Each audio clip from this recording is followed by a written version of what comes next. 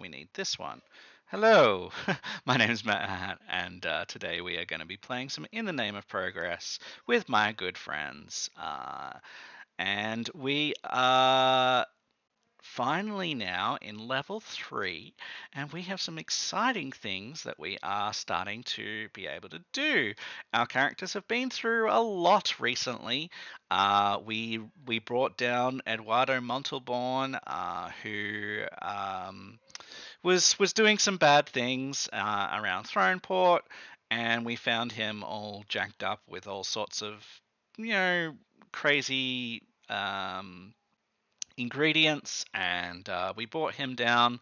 His house exploded, um, and uh, yeah, we got pretty hurt. We rested up during last session, and we had some horrible dreams, or some very, very strange dreams. Um, and we woke up and we were like, "Hang on, I've had this strange dream," and then the next character also had a dream, and then the next character also had it. We all had a dream, and some of them were more nightmarish than others, but they were all very strange. And this got us, asking questions. Why the hell are we all like dreaming these strange things? What's going on?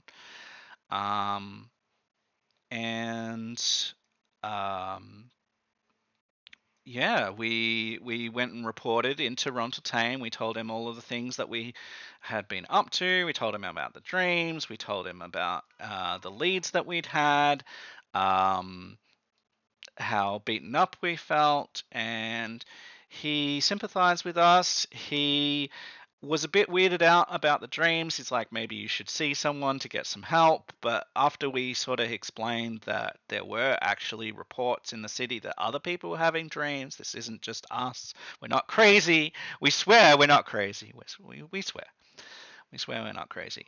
Um, he eventually came around, and uh, he was joking at first, but he got serious, and he said, "Well, rather than giving you a mission that is likely to get you hurt again, how about you go and check in with Mordrin de Cannith over at House de Cannith, part of House de Cannith, the Scion here in Throneport, who apparently wants to hire some adventurers to go to a local auction and obtain an item or some items. Ronta wasn't entirely sure exactly what it was, but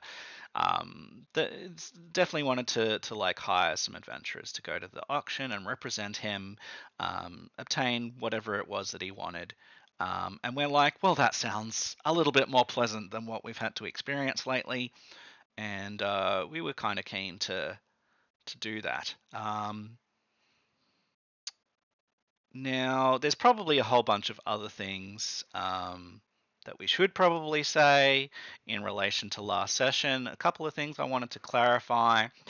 Um, some of your characters had heard that there was some transformations of people and stuff, and someone thought it might be lycanthropy or werewolfdom. There, but these things have been unconfirmed. Um, in fact, they were misinformation as a result of very, very poor rolls.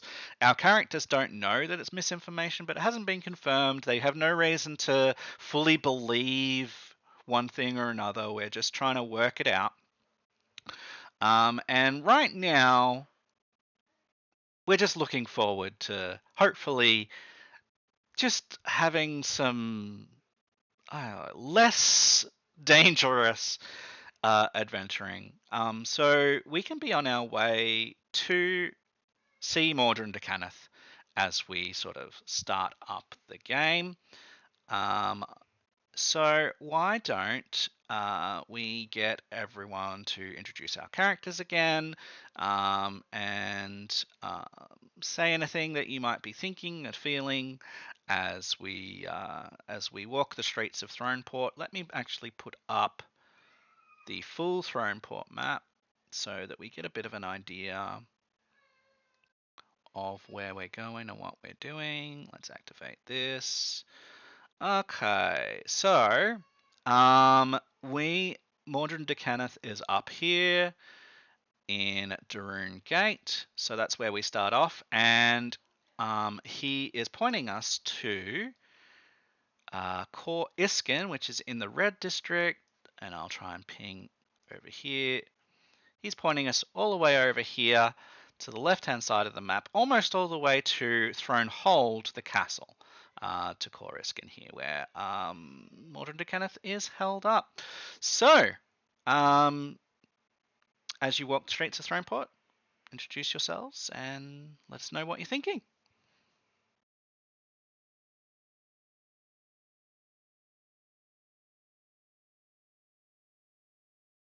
Have I stopped being able to hear you guys? No. There you go.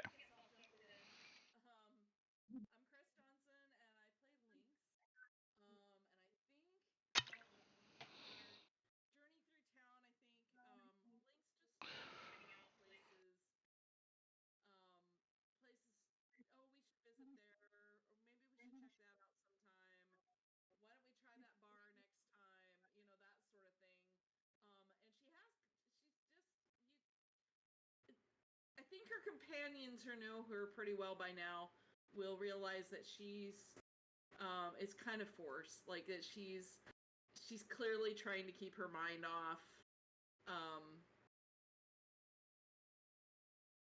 the dream and potentially, and like just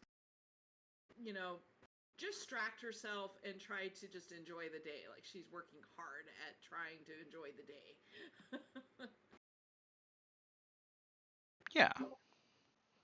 And it is a nice day. So we are coming towards the end, I guess, of winter. So yeah, we're starting to warm up. Days are getting nicer. Look at those crocuses coming up and the snowdrops. I can see her. I'm Mary Chris, and I'm playing Ashley Benedine, and I can see Ashley kind of latching on a bit to Lynx's forced enthusiasm. Like, yeah, let's really just look at everything else and not self-reflect or think about that dream. And so, yeah, I can see Ashley making comments too, and or even at any of the like spots or shops that Lux may have pointed out, be encouraging, like, hey, maybe we should go check it out, grab a bite, or see what outfits they have, or crystals. Okay. Sounds good. Let me just check what's going on here. Alright, it is Therendor. Let me check that. Brightfest. So we're not even in winter anymore. I need to, check myself. Okay. I'm so sorry about that. It's okay. Alright, so where are you at? Who are you? That was Joe. Joe is back. Excellent. And what is your character and what are you thinking as you're going? Lorenzo Estelle, and I had probably thinking of something. I don't know. I don't know where I'm at. Okay, that's fine. Alright. Calendar. Okay, let me double check where we're at in the calendar.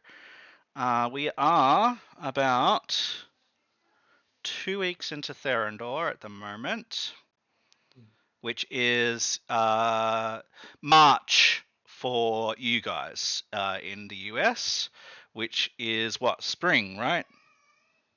Mm-hmm. Yep. Late winter. Late winter. All right, yeah, so that's where we are, about March, so about halfway through March for you guys. And the weather is starting to clear up. You are walking the streets towards Court Iskin.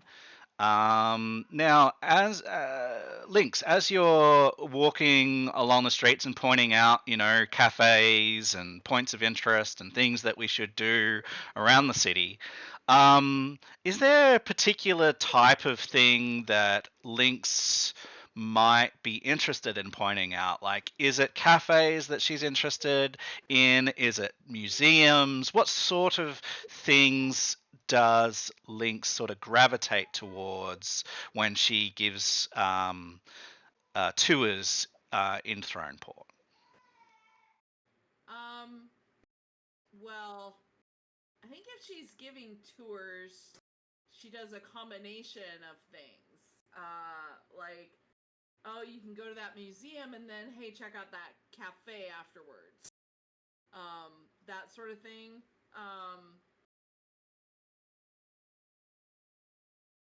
Stop in that bakery, they have the best blah blah blah, and then, go and check out the art at that museum, or that sort of thing. So I don't think she would point out just one kind of thing, but like packages of things that are close to each other and go well together for the tourists. All right, so in that case, a couple of things that you'll point out as you go then, just to give you a bit of an idea. We're going to actually go through Fragan's Arch down here. So we'll move this down here. So you come down Daroon Way and down through Fragan's Arch. And as you come through Fragan's Arch, Lynx starts pointing out how much, loud and heavy traffic there is in this area, and how haggling and mingling are just part and parcel of everyday life in Fragan's Arch. And she says that you can get some really good deals due to how much haggling there is around. And she says that something that there is to note is that a lot of people try to steal in this district too, because it's so loud and there's people constantly mingling, that it's much easier to go unnoticed here in Fragan's Arch. She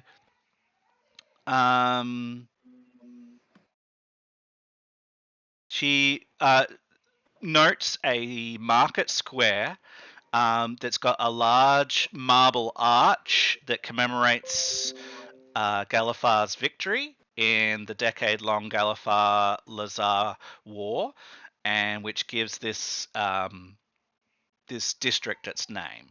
And then she says, just like beyond the statue, there's this really neat little sort of commemorative cafe that's got these like they're sort of older beverages, older style food that is from those times.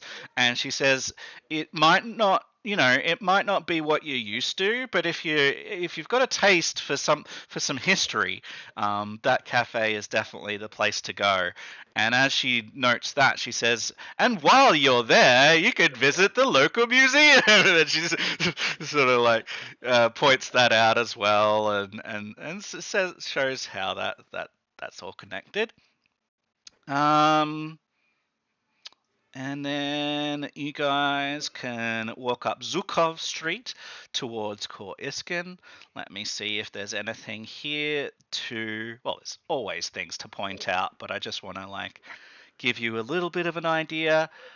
And again, I will just mention that you are checked at the checkpoint. Your passes are checked. All of your ID is checked as you go through that checkpoint there. I sometimes sort of miss letting you guys know that, but I should do that each time because it does happen. Sometimes they even pad people down and make sure that they've got no contraband, things like that. as you make your way through the Karnathi district, a few things that get pointed out by Lynx are the hilt. So in the hilt, she notes that at least once a week, festivals are put on with people wearing masks. And there's performance art and dancing. There's often a lot of self-parody where people are like, making fun of themselves and things like that. And she says, this is the place if you want information about recent happenings. You probably should ask around here as we make our way through if there's something that you want to know about in relation to what's been happening around town. She says this is where people talk about all of the local goss in the hill, even more than normal.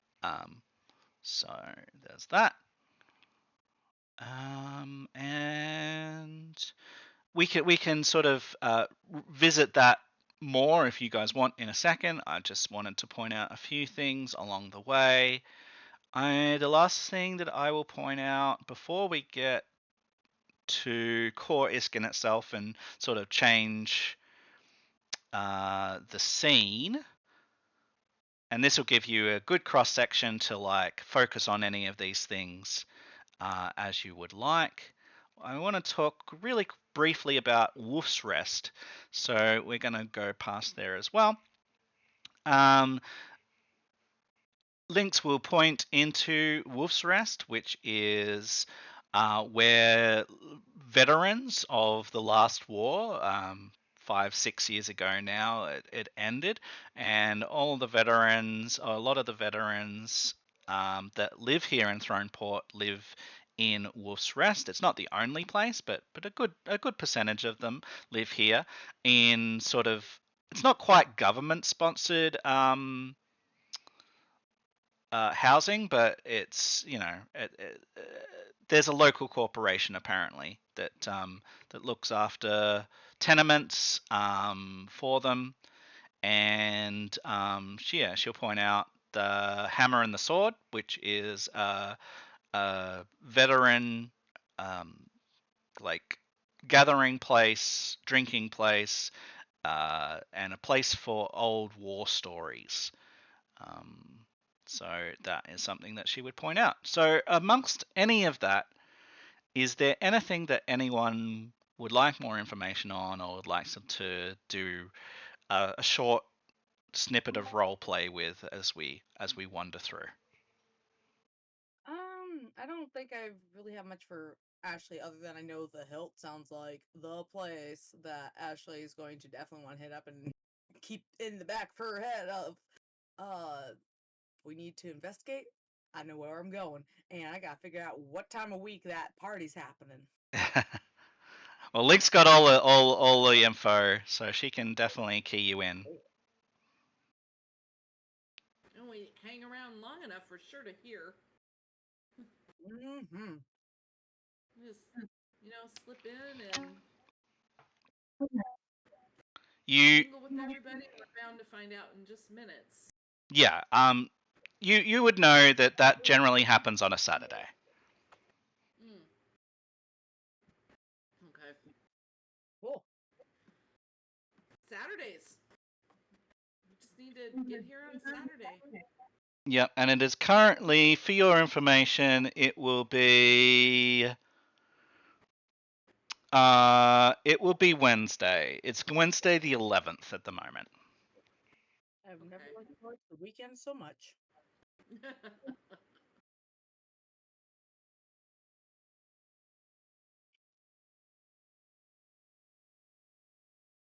All right. Well, if there's not anyone super interested in any of those areas, that's totally fine.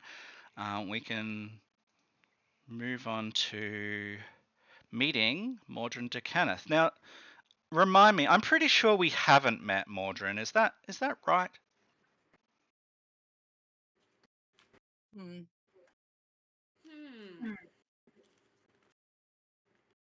I'm pretty sure we haven't. I can't remember. I don't think so. Okay, so let me paint the scene then for you. As we do that. So let me go over here and we go down here. All right. So very good. We need Coruscant. So Coruscant, immediately upon entering Coruscant, you guys notice a vast change in the way that the district feels comparatively to the rest of Throneport and even the rest of the Karnathi districts. You notice immediately that the streets are much more solid than anywhere else, and that all of the buildings are much more solid. In fact, you can tell immediately upon entering the district that dwarves have paid a big part in the construction of the buildings around Kor Iskin, and in fact, you would know by rumor, and just because they are so blazingly obvious, that the local bank run by the House Kundarak dwarves is actually this is actually where the main Kundarak enclave and bank are. There are other things in town, but it is like full of government buildings, sprawling, you know, almost White House level buildings. Very stately, very ordered, gardens that are immaculately trimmed and cared for. There are villas that are obviously extraordinarily expensive that are overlooking um, the area, and that you see the walls of Thronehold off in the distance, not too far away, and boarded up against those walls are some of the most beautiful homes and estates that you've seen anywhere in Throneport, let alone probably anywhere. Let's see. Amongst the outskirts, you will notice that there is more sort of modest middle class housing, but also like it just goes up from there. Double story, triple story. Some of them are insane. This is the type of thing that you notice upon entering Coruscant and approaching the Karnathi Enclave. This is one of those sprawling governmental buildings. As you walk the paved floor, your footfalls echo because of how big the space of this thing is inside. You can hear your voices echo as you try to whisper because you just sort of feel like you have to whisper in here. It gives that kind of like feeling, but everything echoes, and yeah, you can see someone standing behind a like marble reception area. It's all very stately, and they gesture to you to sort of approach, and they ask what business you have.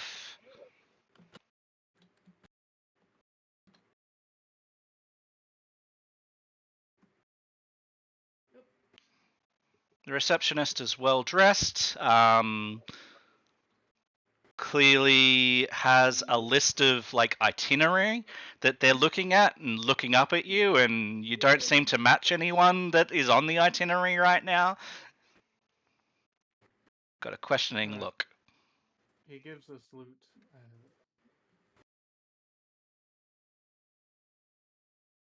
So, give us.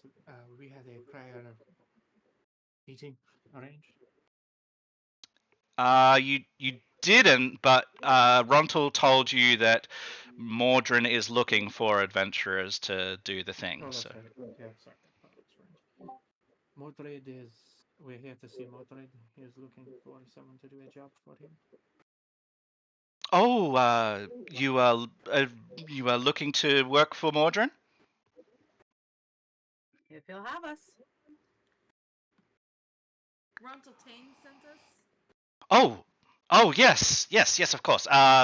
Just take a seat, and I'll let Mordrin know that you are here. And as you sort of take a seat, the seats are stone, kind of cold, but not freezing. But cool to the touch. As you take a seat, not terribly comfortable, but they're solid, very solid. I chuckle because I was already planning on. Ashley's just gonna kind of pace just to listen to that echo of the feet on the. Yeah, and several people will walk past, in doing their day jobs, and you'll just hear the click, click, click, click, clip, clip, clip as they walk past, and some of them are muttering, and you'll hear, the mutter sort of, resound around the walls. Ooh. Has Ashley picked up on anything interesting? You can make a perception check if you like, see, or a society check even if you would like. See if you can pick anything up. Eyes are deceiving me. There we are.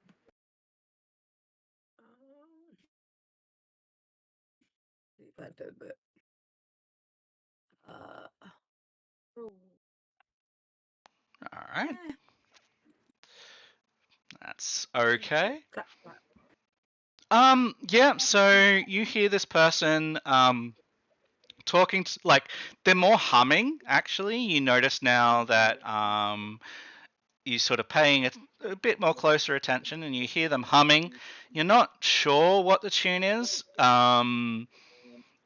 You don't quite catch it. Actually, let me let you make a performance check to see if you can identify, even though it's not especially clear because it's being like reflected off multiple of these walls. I will let you make a performance check. Yeah, you don't recognize the tune. It's too muffled with all of the echoes and stuff. But you recognize that they're humming some sort of song that they might have heard recently as they're going about their day.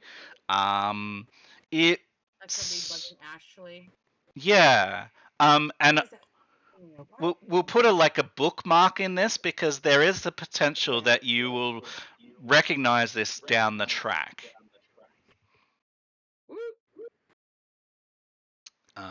As they're doing this.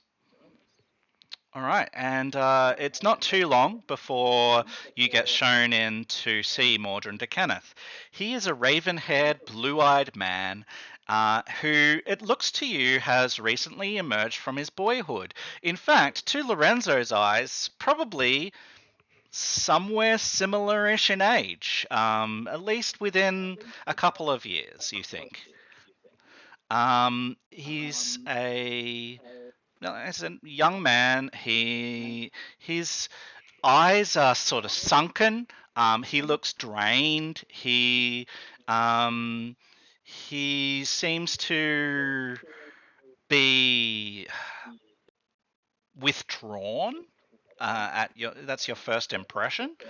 In fact, why don't we get all of you to make a perception check to see just how much exactly you will notice in his demeanor and his manner.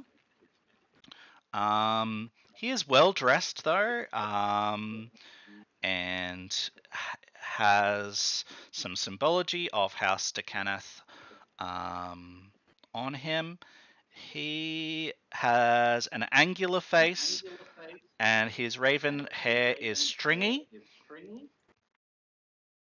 He has a knobbly-tipped nose with a high bridge. Slight figure, but not athletic by the looks. Kind of looks like an indoors person, but he's got long, thin fingers. That Sorry.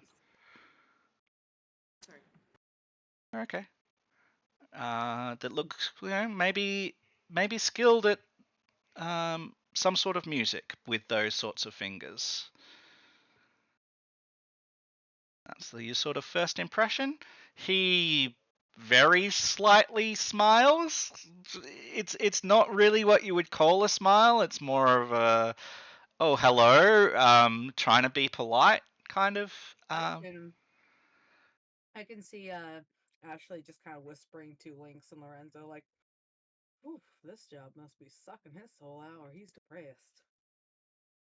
Oh, Lynx, yeah, you can tell this guy is sad. He seems very withdrawn. He seems very he actually, you've lost people in your life, Lynx. As you look into Mordred to Kenneth's eyes, it seems like to you, looking in the mirror, when you might have lost a close family member recently. He's just got that, like, someone's died. Oh wow. Okay. Yeah.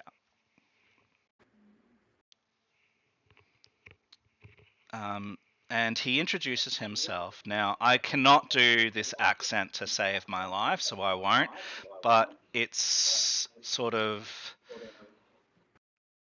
Germanic Russian. um, Go ahead, Shepard. Give us give us an idea. Germanic Russian? Like if we're doing Russian, then you can do this, yeah, right? yeah, that's Like something of that. But if we're talking, man, Germanic, right? Like, what does that even mean? it's okay. What are you like? So you talking? Man, they're talking like this, but I guess you add more rough to it. yeah, that Something halfway between Russian and German. Something the kind of like this, I guess. yeah, because it's the yeah, it seems like a little mixed in fact, because he's had various teachers with slightly different versions of an accent, and when you look at Karnath, the main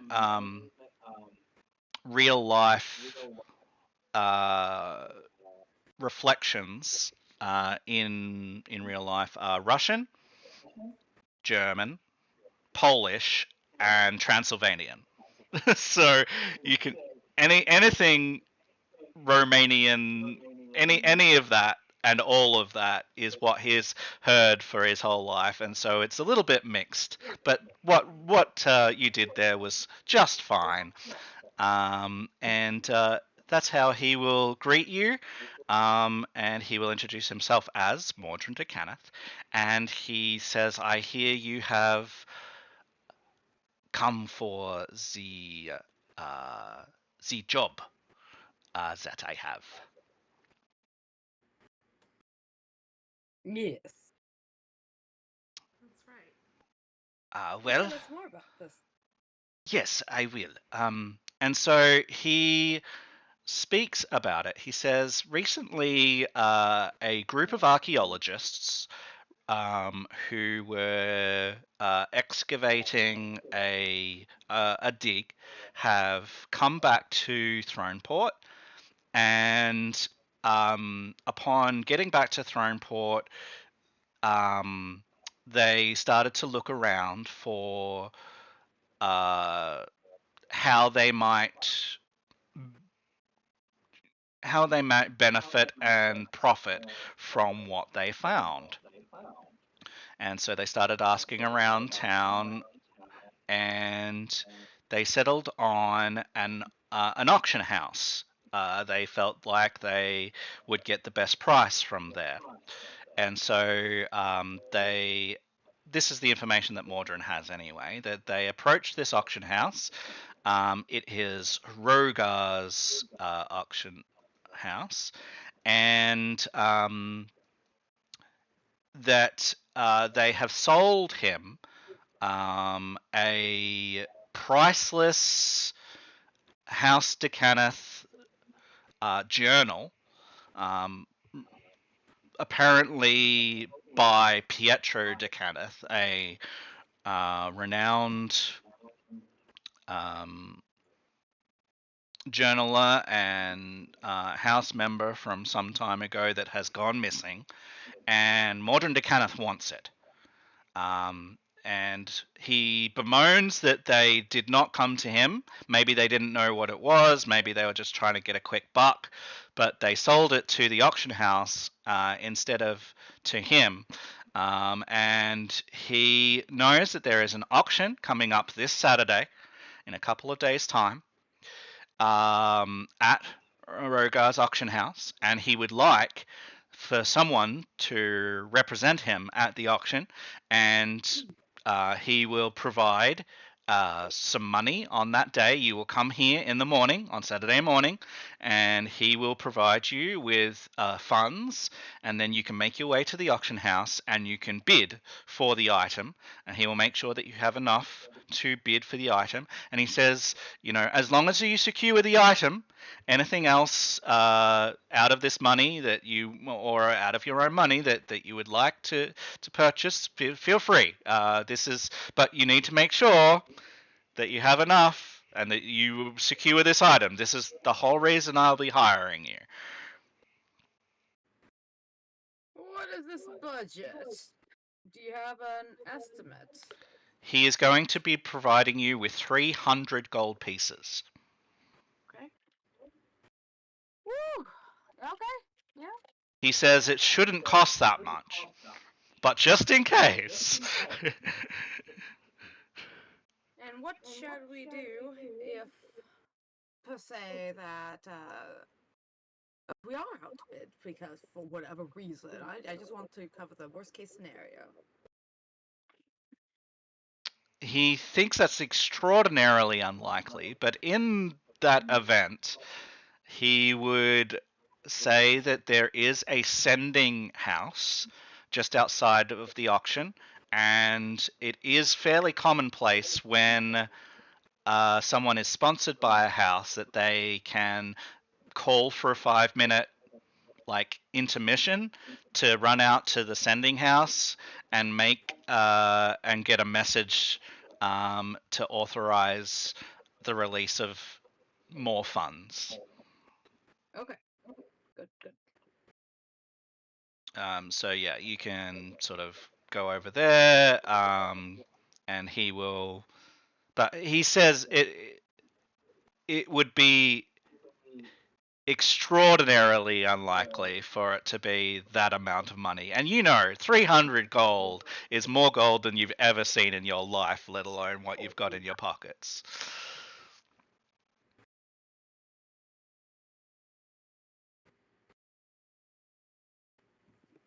We shall do our best not to disappoint. He says, so you will take the job then? Yes. Excellent. Certainly see why you want such an item. So, what was the question, sorry? Oh, yeah, she's just commenting like, it'd be fun to go to an auction. And Link's, all Link said was that I can see why you'd want that item. Oh, right, yeah. So, yeah, it's a journal of someone in his house. Yeah, totally understandable. It's sort of, he considers that it belongs to them, and you can see that he's very reluctant to pay for it, but he's just going to do what he has to do to secure it because it's his in his mind.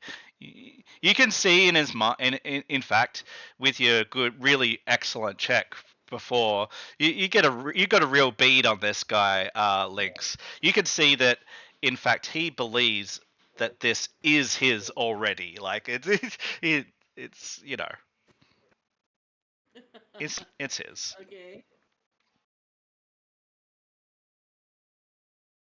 All right. So, do you have any questions for him, um, in relation to any of this?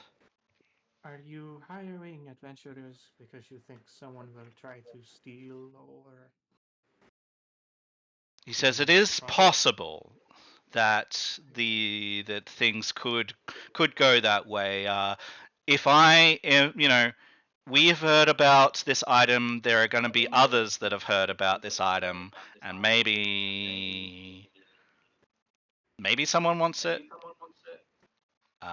Maybe not, but this is, I've known Rontaltain for some time, and I trust his judgment, and adventurers are, generally reliable, and I asked him to send reliable ones that weren't gonna just embezzle the money, and, well, if you do that, I will find you, and you will regret it.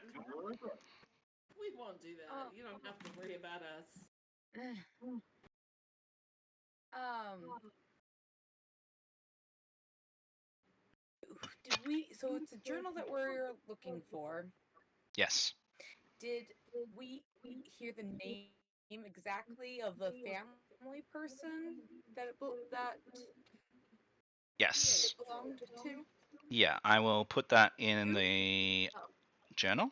Pietro. So, yep. Would Pietro ring a bell as to, like, I don't know, is this person a scientist, a politician? In Ashley's trying to gather whether, like, it feels really weird that a journal would get stolen, put up for auction. So it's like, is this person well renowned? And so, like, maybe they have like a recipe or theory notes or experiments that is of value, that anyone who knows the name of this guy would be like, oh yeah, I want to get that journal at all costs. Society check. All right. Here's society. All right, let's see if all my click. Will rolls be done, please? Ooh. You do have rerolls. You have 2 of them, if you wish. Oh, I'd like to do a re-roll because this so far I don't think I've rolled above an 8. There's There a we go. better number. Alright, so, yes, you have heard the name Pietro de Kenneth. Although the you wouldn't think of it immediately. Like, you were thinking about this for some time. You're like, Pietro de Kenneth, Pietro. I've got it on the tip of my tongue. So it's not an immediate, like, oh, that guy, right? But as you start to, like, go, oh, well, it's not that Kenneth because that guy was this, and it's not this one because he did this. But you eventually come upon who you think Pietro de Kenneth is with that 19.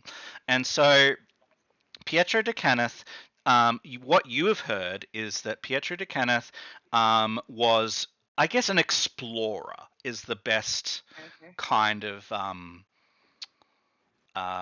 definition for him. He was especially interested in digs and history.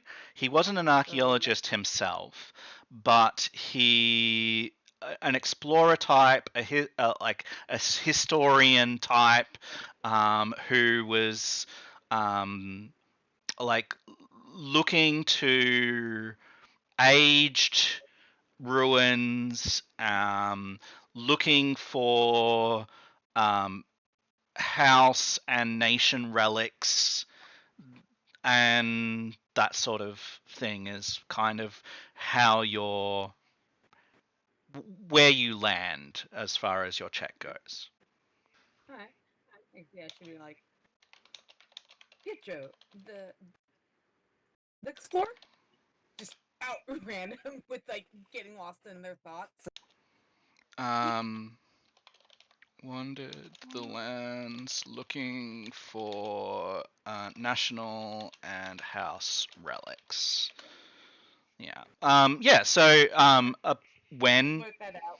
when you sort of say this, Mordrin's face lifts ever so slightly, and he's like, "Oh, you've heard of him? Yes, yes, that Pietro. Yes." Huh. Well, I guess it makes a little more sense why the journal carelessly. And it was just dug up from an archaeological dig by these archaeologists, and like it is a recent find. Oh, yeah, we definitely want to make sure. Hopefully, a historian or other treasure finders are interested. Yeah, well, this will be a fascinating experience. We will make sure we get that journal for you. All right. So he says that the auction is on Saturday, so it is Wednesday now. So you've got a couple of days. He says if you can come by first thing in the morning, I will give you the 300 gold to take with you to the auction, and then you can make your way from there.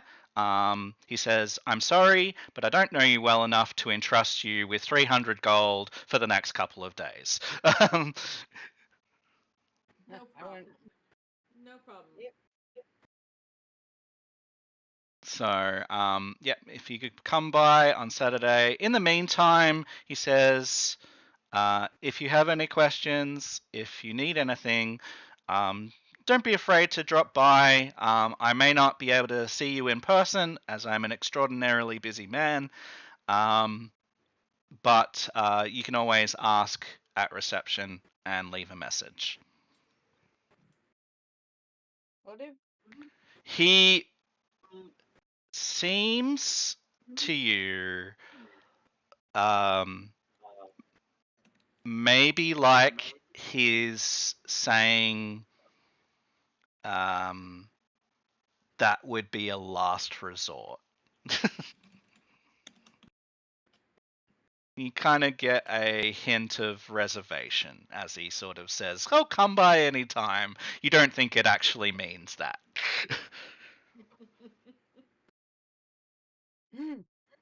I give a military salute. Excellent. Yeah.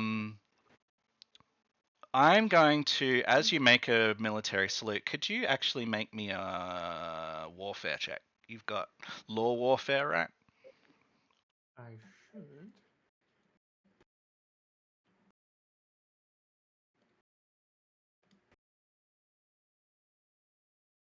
If you don't, we are going to add it because you should. Yes, you do have it.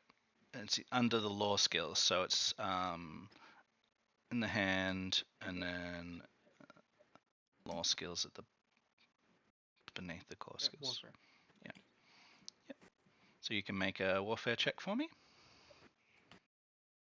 1, 2. Okay, there we go. All right. As you make a military salute, do you think Lorenzo knows the difference between the national salutes? For Karnath, yeah, because he fought for them. Okay, so you definitely make a Karnathi salute. Yes. In that case, with a 14, you see a hint of moistness in his eye as you turn and go to leave. It's not a tear, but just this hint of moistness in his eye. Well, the allergies are kicking in. Lynx, because you got a real good read on this guy. Whatever Lorenzo just did, and you saw him salute, but but you see almost like a catch in the guy's throat, like he has to swallow real hard as Lorenzo turns to leave after this salute. You notice that it really affects him.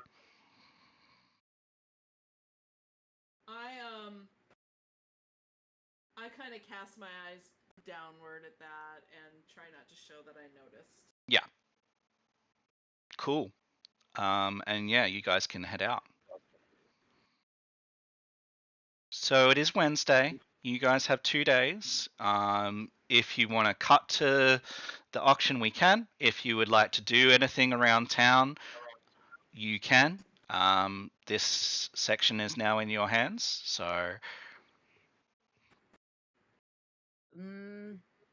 I think Ashley would be actually kind of conspiring a little bit with the other two, where it's like, I wonder how lucky the items for the auction are going to be.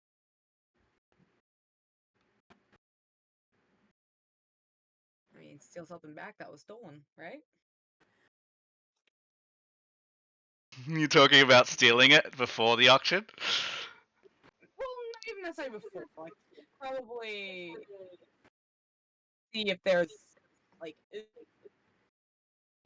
there any part of the auction that might be like the silent auction of going around and writing down a bid? Or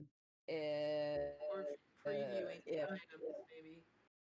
yeah, in which it would be very much if there's a chance that Ashley might be able to, well, Ashley will happily go in disguise too,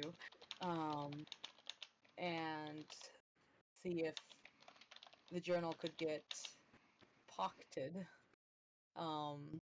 then that might be something that she'd risk trying to do.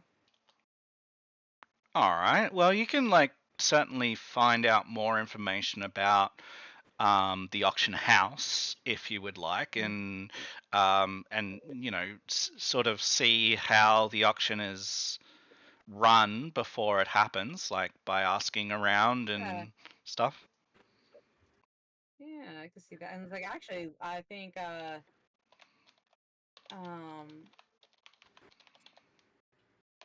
Ashley would be interested in figuring out who the auctioneer is, because they would be the one collecting things. So it's like, how on earth did he come across this journal? Was he the one who took it, or she? They? Well, the archaeologists sold it, did they not? I may have missed that. We can always ask that wonderful lady.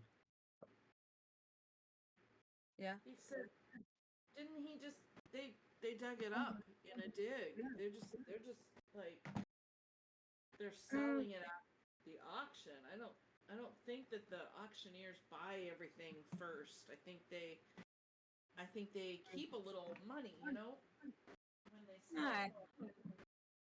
That's a good point. I don't know. You could So you want to go buy that auction house? Yeah, you could try to so there's a few things, right? So you know that word has gotten around town. It's pretty obvious that word has gotten around town that this local archaeologist has found something.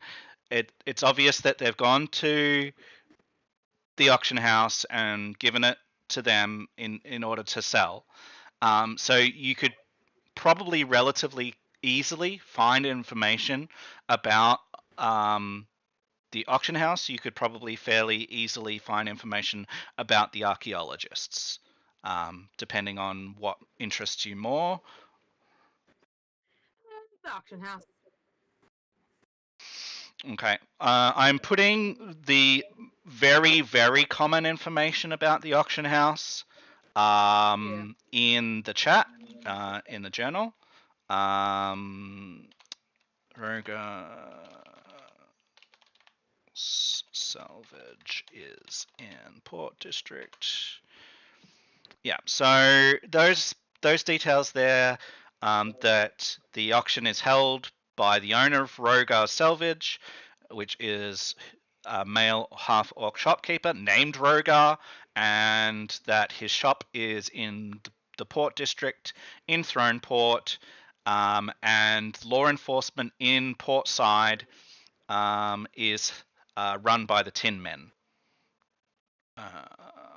So local law enforcement in Portside is run by the Tin Men. You get the picture pretty quickly that the auction has been going for at least several years and is an established facility, I guess, here in Throneport. It's known and it is solid.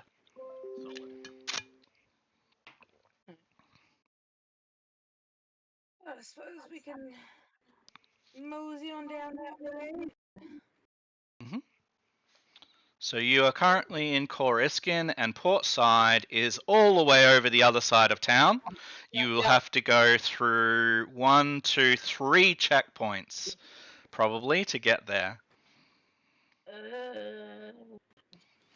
You know that the wait in each checkpoint is at least 10 to 15 minutes if you're lucky. You guys got any other shopping or errands that we want to run away? Well, I think it'd be really nice if we got some things for Lorenzo's apartment. Oh, yeah. Oh, yes! We still haven't gotten you your hammock yet. Right. I need a nice, comfy one. Don't you think? Oh, of course. Gotta get that beauty sleep. Yeah, and I mean, we probably need a couple other things too, right? So that everybody's comfortable. Ooh. Like food. Oh, yeah. Would be great. I was thinking like a rug and maybe a nice. You say that, her stomach growls. Yeah. Yes, definitely food.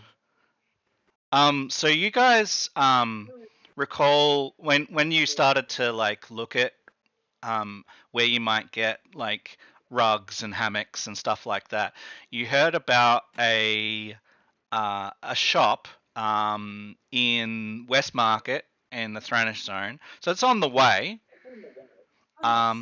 You heard about a shop, and it's called Better Not Hempier's, not being a KN. And you've heard that they sell not just ropes, but they sell rugs. They sell hammocks, anything that uses those like threads basically, and Better Not Hempier's have. Nice. Let me get you some curtains. And Ashley would also make note as they're like making their way and talking about ideas of things to get. It's like, ooh, even better. What we should do is take note about what the prices are. Maybe we can find some cool stuff at the auction for less. Oh, that's a great idea. That's a really great idea, depending on what else is offered that day. So we can do that, and then we always have tomorrow. True. If we find out that the values are too much at the auction or something, you know. Well, absolutely. Like this idea. Like this plan. We should stop at that cute little cafe near it and grab ourselves something to eat before we shop. Yes, Never food. shop Great hungry. idea. All right, so yeah, you guys can stop at a little cafe. Probably in Westmarket itself. So because it's full of different shops. In fact, let me have a look here. So Westmarket is in the Thronish Zone. There we are. So goods from all over Throneport and indeed larger corvair are available in the Westmarket Bazaar. And so the in for purchasing, sourcing goods, most especially foodstuffs and also other goods, perishables. This neighborhood is actually one of the best in Throneport for finding food and other perishables from all the different nations. So you'll find shop owners of all manner here, from uh, sausage vendors to there's fresh fish and stuff in one section. There's a whole herb and uh, teas from all of the different places. There's wines, whatever you're looking for, you can find it here in Westmarket. Lorenzo walks straight up to that fish stall. Nice. Lorenzo's getting some fried fish, so help him. Nice. Yeah, so it is all fresh. You spot actually you see some local fish, that you've had it many times, and you sort of just pass it by. Because of note, there is a especially large fish of a type that you've only ever had once, Lorenzo, that you remember having, and it was just divine. And you see that it's currently, freshly being prepared over at the next stall down, and you're just like, you got a hankering now. I just throw the money on the stand. Cool. We'll charge a random amount. Let's say it's just do you want the whole fish, or do you just want a portion? Yes. Yes. Lorenzo wants the whole fish. It will be 5 silver for the whole fish. You put 6 silver down, not counting. Yeah. The shopkeeper just greedily takes it and hands you this fish. There's a number of different ways that you can package this fish up. It's your choice. Or you can just eat it right now. He greedily takes the fish, not taking into consideration the amount. Yeah. And so as you bite in, look, it's not quite as good as the last time you remember. This stall, it's very, very slightly more oily than what you remember, but it's still quite delicious. Lorenzo cares not. Lorenzo operates by approximations. Good enough. Perfect. Yeah, so as he hurries into this whole fish, the fish is... I want what he's having. Yeah. Yeah, it's probably I don't know American measurements particularly well. What is a good, decent, I don't know, a trout or something in American? Yeah, just think of a trout. That's kind of what he's holding. A decent sized trout. It's 4 to 8 pounds of fish. That's a lot. 4 pounds? Alright, let's go 4 pounds. It's 4 pounds. It's on a small side. Yeah. He's just got it, and he's just starting to eat away at this fish. Lynx is just kind of staring at you in amazement that you can put away that much fish. I in pick one out the go. eyeball specifically. Oh yeah. Oh yeah. They have been cooked brilliantly. The rest of the fish is a little bit oily, but the eyeball, oh, to die for. Like eating a boba, salty boba. I'm sorry you had to see this. No, you're not. No, you're not. Sorry, no, sorry.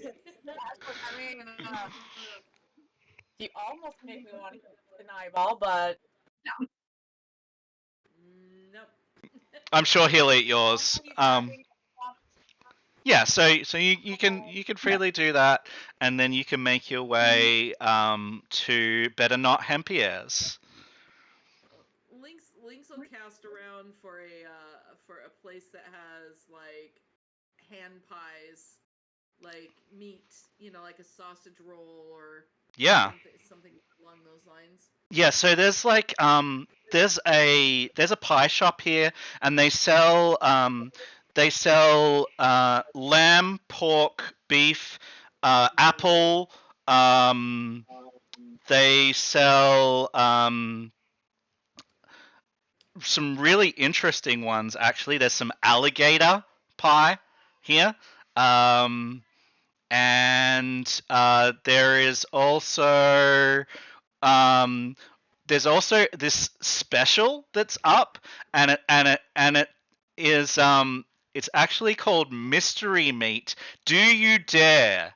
Is the challenge that's plastered up there.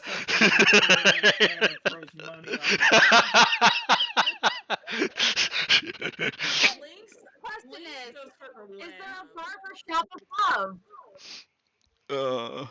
No barbershop. Oh darn! Lorenzo These are can not the offer worst the pies. mystery meat to Lynx as well. Oh my gosh, it took me a second to Question. realize what you were referencing. None of that. Yeah, Lynx will go for one each of lamb and apple. Oh, great. Yeah, so the lamb has this most delicious like mint gravy in, and it's just like just that just right amount of mint. It's not overpowering, and it's just like, oh yeah, right the spot, and it's just thick, and you can taste the lamb in there, and it's great. And the apple pie, it's just got that perfect amount of crunch to the exterior, and the apple inside, it's ever so slightly overcooked, so it's just a tiny bit too mushy, but it's still really nice, and they were fresh apples. It is an apple variety that you're not familiar with, but it's still really nice. Now that's a treat. Yeah. So Lorenzo tries the mystery meat though, right? He's going for that. So cool. So I'm guessing Lorenzo has eaten all types of cuisine in his life, right? Like, so this wouldn't be terribly surprising. If we can guess what the mystery meat is, we win something. Yeah, you'll get it. You'll get it half price. You'll get it half price if you can guess the mystery meat. Alright, good luck, Lorenzo. I don't know.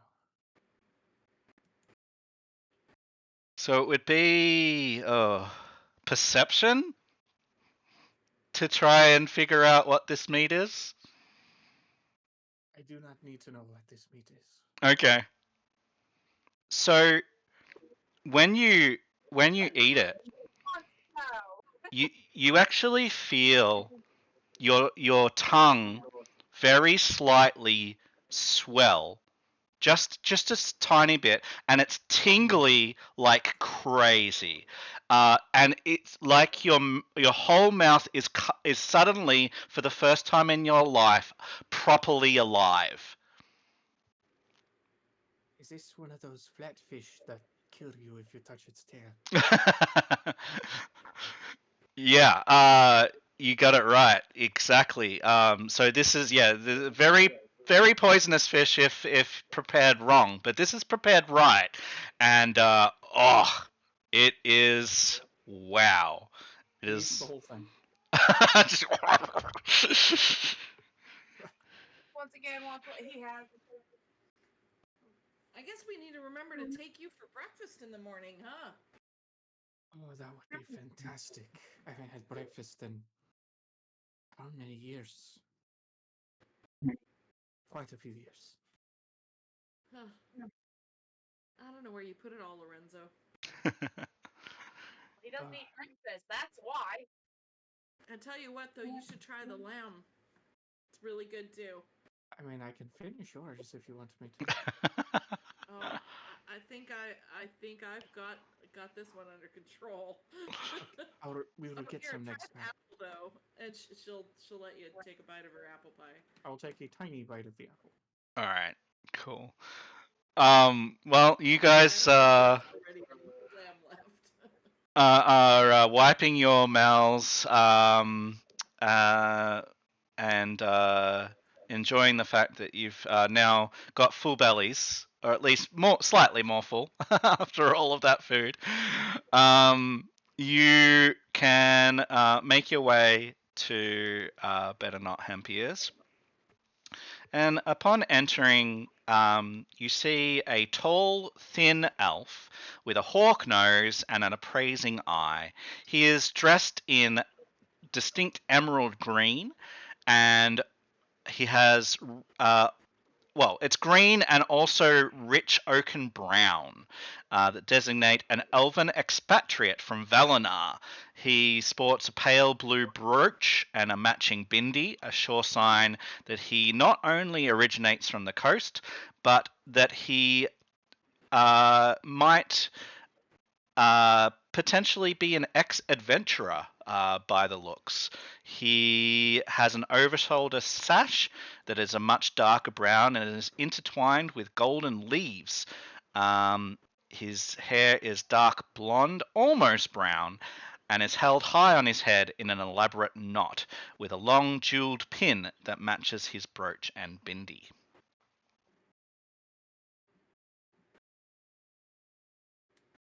Ah, authentic. As Greetings. actually looks at the wares just easily in view. The first thing that you note that you are immediately taken by Ashley is this glorious piece of gossamer thread that sort of seems to disappear and reappear even as it sort of floats in the display. Just drooling and already getting ready to probably make a purchase of cloth or gowns or whatever. Yes, you can see that the price tag is eye-boggling. It is called Displacement Gossamer. And per meter, you're looking at upwards of 30 gold per meter. Yeah. But Wow. so pretty. Touches it. If Pretty. possible, just kind of feel if it looks anything remotely like it looks. Does it feel anything like it looks? Is there something like I don't know, uh, like touching water, but it's not? Okay, so as you touch it, there are two sides to this gossamer. There is a silky smooth side, and then there is a very slightly, almost sticky, rough side. Interesting. I have a feeling at the touch, like kind of flips it back and forth, kind of like see what the difference is.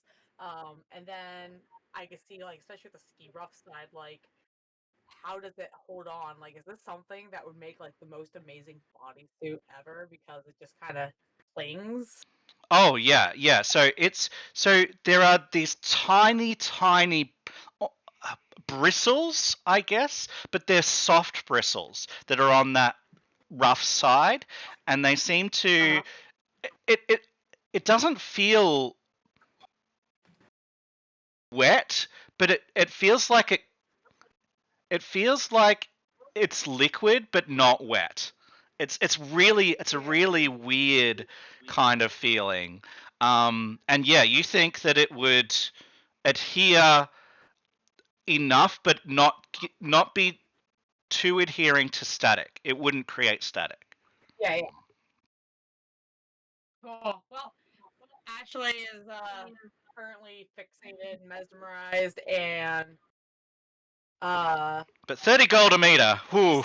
ideas of it is, but she's still looking around like one day I can So see this pretty, being what Ashley. she I could wow. see that on you. Yeah,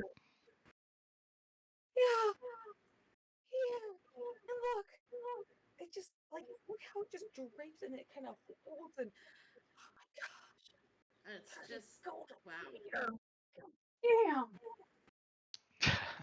why am I not rich yet? All right, so the rest of you, as you look around the shop, there's all manner of threads and combinations of ropes, and they definitely have, as I was saying before, there's rugs here, there's carpets, there's uh, yeah, just all manner of things using rope and thread. You actually would see a magic carpet that's like rolled up and has a price tag on that. Wow. How much? 1 second.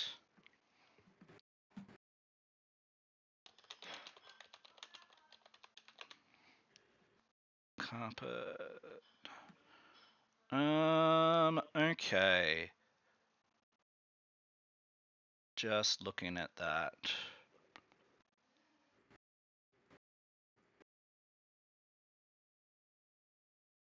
Carpet of flying. Oh, you're looking at 5,000 gold. Wow. Gee, is that all? Yep. Back 5,000 gold, I could be wearing the most amazing outfit in the world. But it is gorgeous, as well as being able to fly. It is actually big enough to carry 6 people on it. Oh wow. This wondrous item being secured out of curiosity. How is it being secured? Is that Ashley won't try and actually steal it, but she's definitely noticing. yeah, you better not. Oh, He's just like, I want this so much. I think Lynx probably really is impressed with that item too.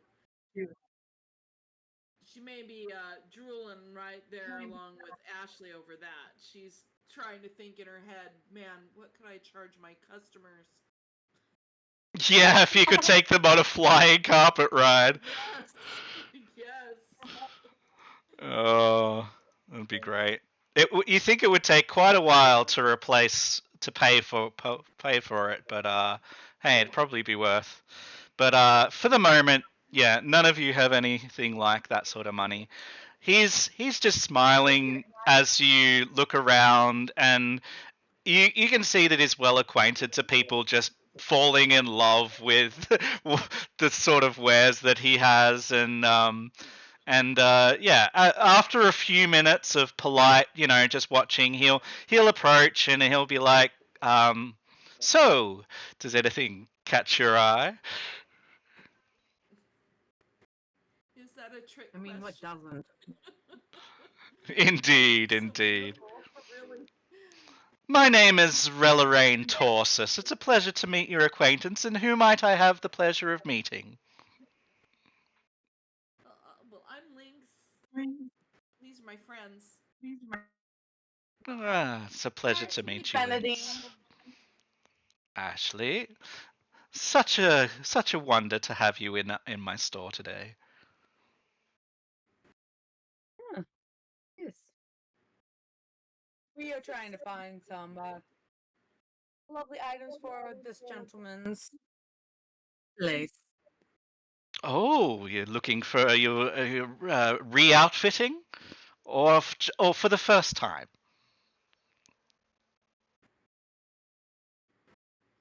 First time? Is First, that right, Lorenzo? Yes, first time. Oh, excellent, excellent. Well, um,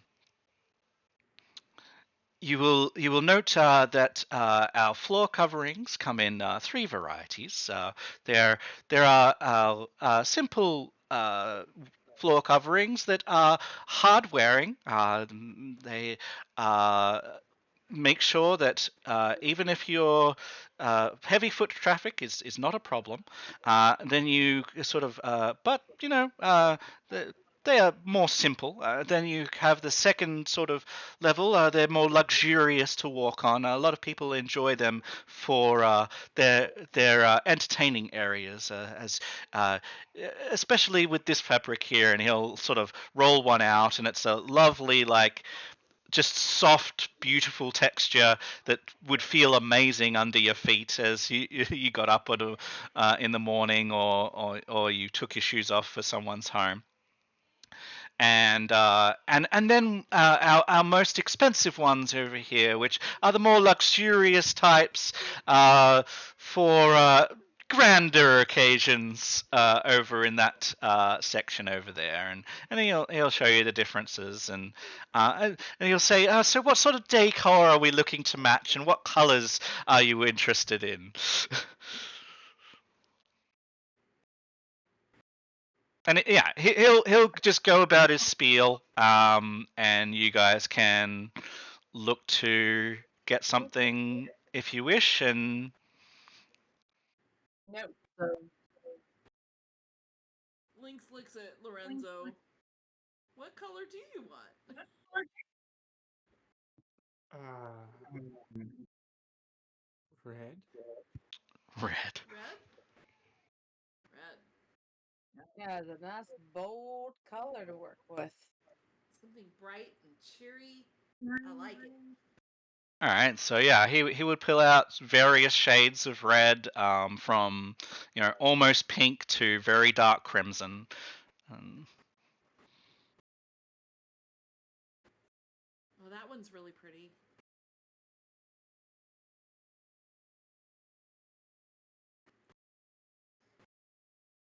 Either way, But how much does it cost? it depends which tier of good you're looking for. Is it tier 1, which is hard wearing and simple? Is it tier 2, which is luxurious, but not expensive? Or is it tier 3, which is totally ridiculous, like only nobles buy this? Definitely tier 1 is more his money. Okay. Yeah. All right. Well, I don't surprisingly have a list of prices for that, but we'll figure it out. Lorenzo will just eye shop for now and then. Yeah. We'll sort it out later. It won't. It'll be within your budget either way. He And sorry, go ahead. Good thing there's one option. he does sell to all manner of people, so he'll have something in your price range that'll be um, that'll be adequate and nice for you. So yeah, we'll sort that out at a later time. But it's an interesting shopping experience either way, and I guess towards the end of this, and maybe saying we'll come back, or purchasing something small, or even the hammock or whatever that you wanted. You will note as he packages something up that he does have a wedding ring that you didn't notice at first, but you see that, and you recognize actually that it seems to be a twin of another wedding ring that you have seen here in Throneport, that of Withriel Valerian of Absinthe Minded.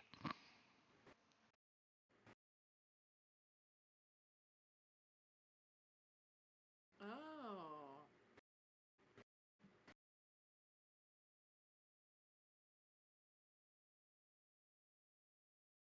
Trying to decide how nosy Lynx would be about that.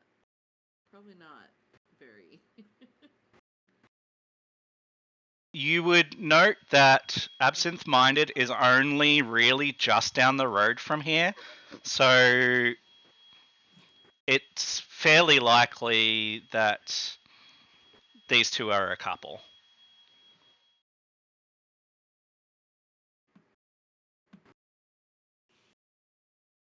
Okay, cool. Sorry. I'm making notes. You're okay? No, all good. I don't know how into the game we want to get, so I into these small details. Be fun with the role playing. Like, it definitely gives our characters a chance to really animate. Yeah. I've seen a ring like that before. Are you associated with the person at Absent Minded? By any chance? He says the smile is unabashed, right? It is. and he says, "Oh, yes, my beautiful Withrian. Yes, we have set upon our wedding day, and these are our bands." How sweet. Congratulations. He's beaming. He says, "Oh, thank you. Do you know Withriel well?" Oh, not well, but we've been in there a time or two. Oh, she does a good work at her store. Uh, make sure that yeah, Fabulous there. yes, it's quite the wonder. In fact, it was the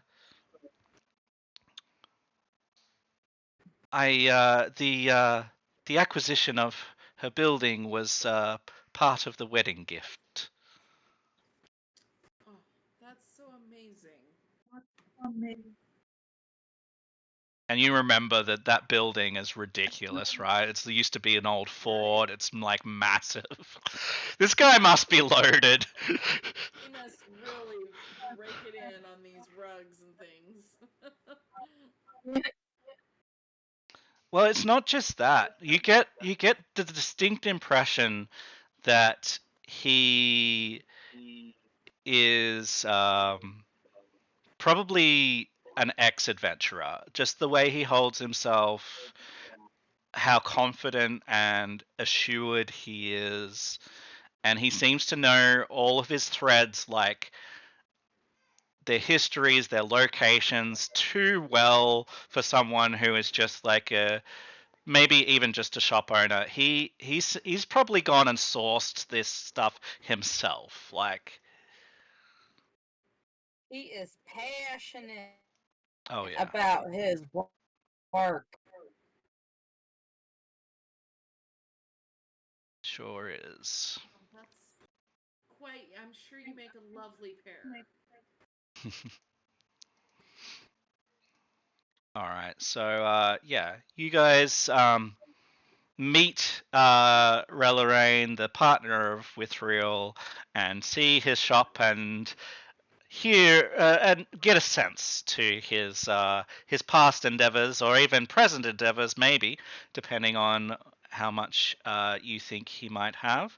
And yeah, you can move on and get the information that you guys. Do you want to actually ask here about anything that you have? Maybe a shop owner like this would have dealings with the auction house potentially. Yeah. I can totally see Ashley piping up about that. Like, Ed, have you ever been to the? Oh, by the way, do you ever work with the auction house or have anything that you can say about it? He says, "Oh, I have sold things there a time or two. I I I don't just find threads uh, and things of this ilk, and what I find that is not usable in tailoring or knotting, I will sell through the auction house. I've known Rogar some time. I wouldn't call him a friend, but certainly a business acquaintance, and he knows his way around the auction house. He's done an exceptionally good job of it since the end of the war." Alright, that's good to know. We're planning on checking it out this Saturday. Oh, do yes. It would be. He has it is quite the ordeal, really. He has to hire guards of many types, and he has like magical uh alarms and stuff to make sure that people don't try to, make away with the goods. Damn it! Damn it! that's very smart. And be Yes. careful. No. Oh well, at the start, yes, he had a good amount of trouble because people were just not respecting uh, the authority, and so yeah, there was a good deal of trouble at the start, and he had to lay some foundations. So since then, since everything was officialized and organized, well, let's just say there's been much less trouble since then. Oh God. Seems wise. Do you know? Do they usually have everything like laid out for people to view before? If we went there today, would they have items that we could view already? He says, it does depend on like how rare and important items are. Sometimes they are advertised, but more often than not, he says, everything's written out on like pamphlets in advance with details of providence and those sorts of things by item number, and you can go and get these lists that have depictions of the item and provenance and history and details and sometimes even an expected asking price, or a reserve. Sometimes people have a reserve on there, but it's not all that frequent that the actual items are placed on display. It's more in the form of detailed uh, pamphlets. Oh, okay. Well, that makes sense. That seems kind of handy. Wow. Well, Thank you for that info. That'll be useful. My first time going to an auction. Yeah. So Chris has asked if we could take our sort of 5 to 10 minute break here to just refresh ourselves before heading to the auction. So when we come back, we'll just cut directly to the auction, and that will be our the start of the second half, and hopefully will lead into the next part of our adventure.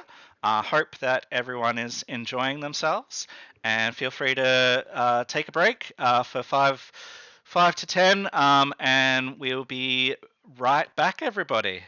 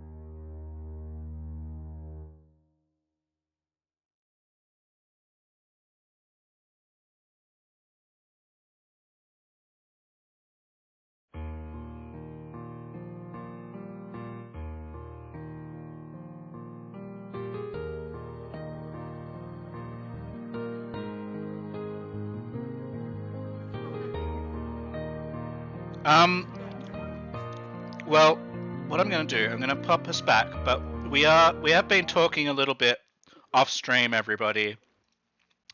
Hang on, I need to get the right one. Here we are. We have been talking a little bit off stream about what some of the characters might be doing in their downtime and as they're just moving about and the interests that they might have. So I have a question in that vein before we continue, which is how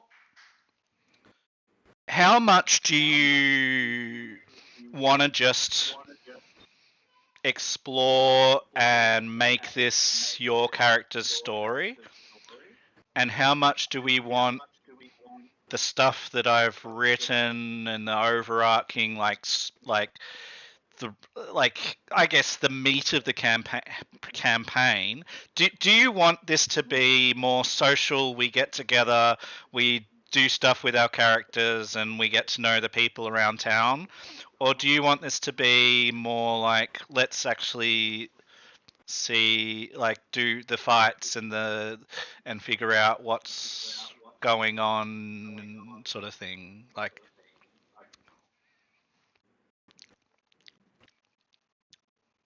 does that make sense? It does. Personally, the pre-written stuff I'm getting through, given that we only meet like once a month, kind of would be my preference. Okay. If it was like an every week group, then my preference would lean the other direction. But That's a good point. Mm-hmm. It's going to be awkward because we only meet monthly, and so it's like one. I have to like cut down all of the fluff that I would normally do, or that I wrote, and get to some meat, and then when we do have a session, if you guys spotlight, then my job is to go along with you. So yeah, I just want to sort of see what it is we want. It's hard. I know. The call to roleplay is so strong. And I'm notorious for it. Well, I love it, and I would rather that we roleplay than just be like fight, and never actually get to know stuff. Like, part of the campaign is getting to know these people so that we can call on them and come back to them and find out and learn about their families and their worries and stuff. Like, that's part of it. But Yeah. at the same time, we've taken half a session and done not really anything. Makes the city so interesting, though. I mean, we ate fish. Yeah, we did. Yeah. It was great. That's something. Yeah. Don't knock down eating fish. Excuse me. Lorenzo takes offense to that. Saying that eating fish is not worth half a session. I will take it back. All right then. Well, let's get to the auction then. Yes. Okay, here we are. So what I'm gonna do is I'll put us just outside. I haven't got the inside of the auction represented because it's not important. But I'll activate the streets outside. So this is the auction house. Okay. So it's a rather large building, and it's larger even than it looks here, because each of these sections, these square sections, so this is one section, this is one section, this is one section, each of those holds about 50 people. So it's a bit bigger than what it looks like here. And yeah, so you could consider it like almost like a warehouse, but there's a sending station just across the road over here where people are ferrying to and from, carrying messages to and from. So it's quite convenient. There are other shops all around the area, but of note, you don't see any magical sensors. Relorraine told you that there was like alarms and whatever. You don't see any of that, but you do see guards. There's not that many guards. There's one guard effectively in each of the sections, so 4 guards in total that are sort of making their way around those areas. And you think and there's also a guard station nearby where there's a retinue of more if they need it, which sometimes they have, but most of the time now that people know, they don't behave badly. The each of the areas have their own like auction goods, and when you enter in, you can see the items on in each of the rooms, and you can peruse them and see which room it is that the journals are in. Again, as I said earlier, they have detailed like pamphlets with all of the information that's available for each of these items, and you can go the room that will be in is this file room, and when you go in there, it's like an auditorium almost, this particular room. You see rows upon rows of bench seats where people are seated, and they have the little numbered wooden like signs to say that they're bidding, their paddles, and effectively they have like it's a shallow stage. It's not a stage that's high. It's fairly low, and they're basically wheeling out displays that are on wheels.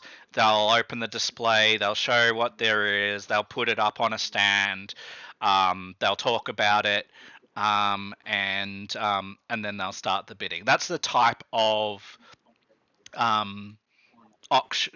auction this room is. You also see that there is an off room, which is far at the back here. And what happens is if there is a very heady debate, or if things are in question, concerned parties are like the auction is paused, concerned parties are ushered into that room, and then things can be sorted out out of public purview in that area if things get too heated. So that's the sort of situation you have.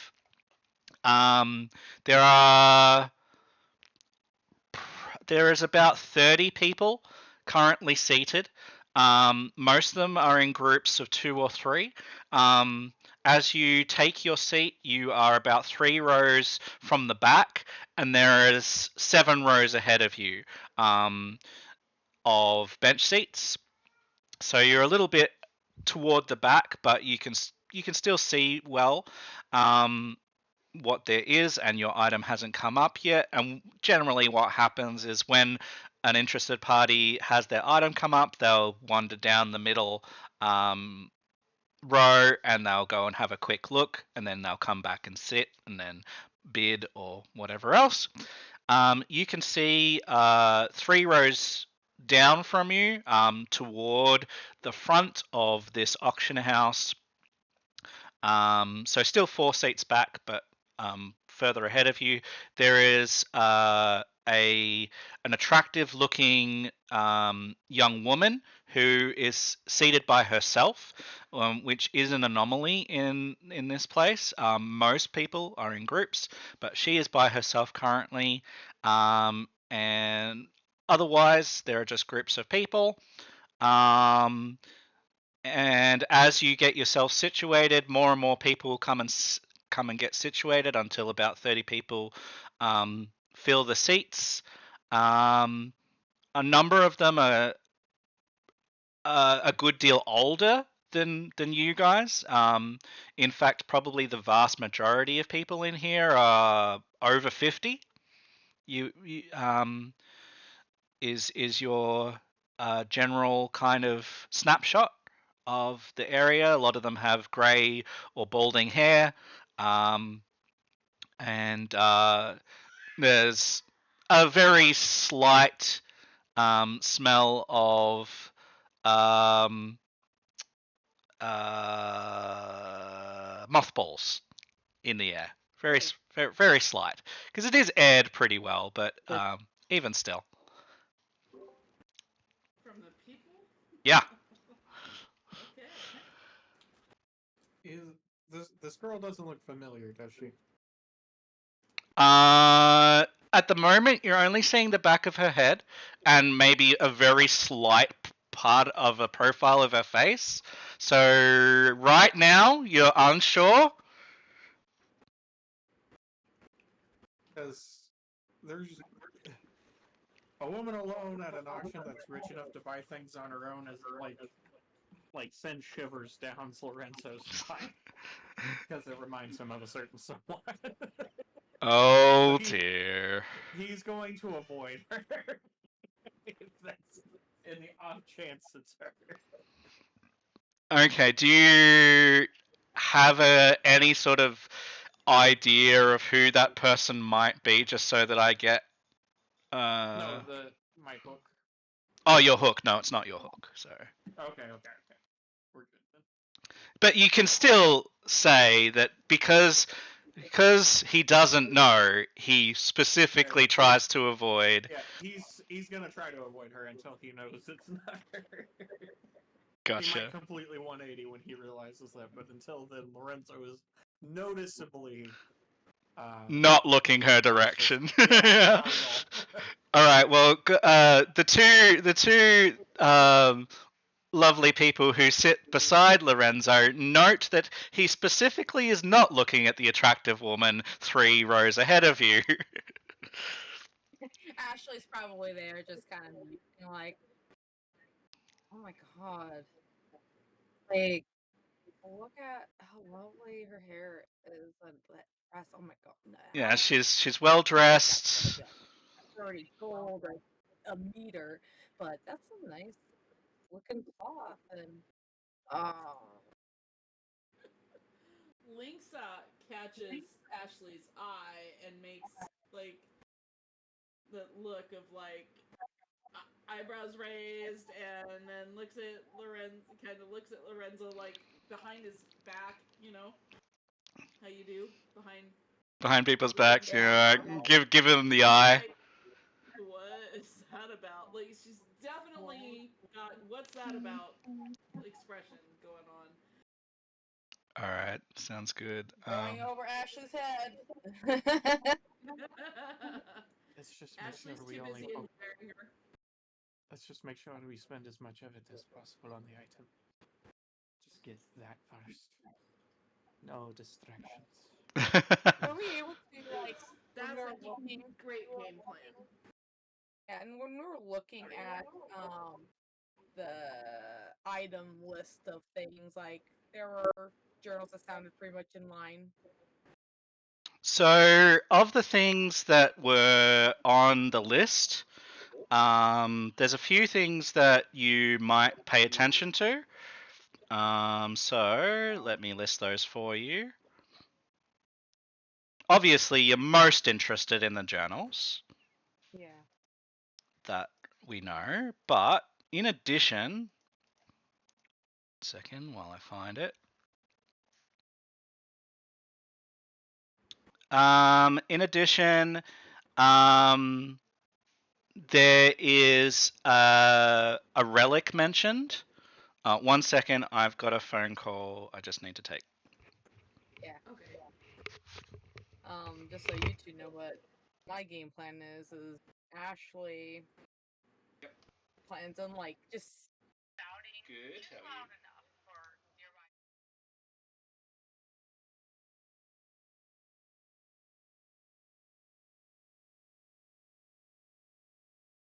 Second. Don't believe so. I have something in a couple of weeks, but this Saturday, I don't.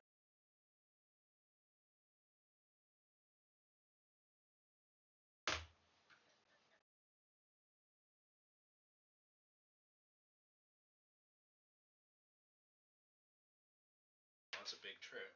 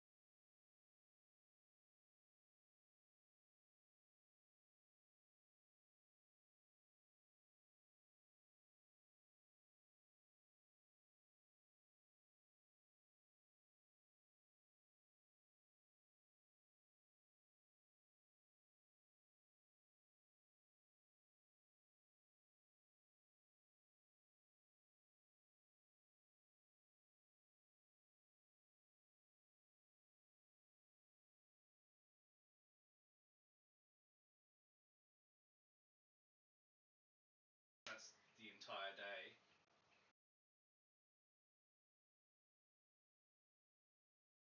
I need to get back to you on that.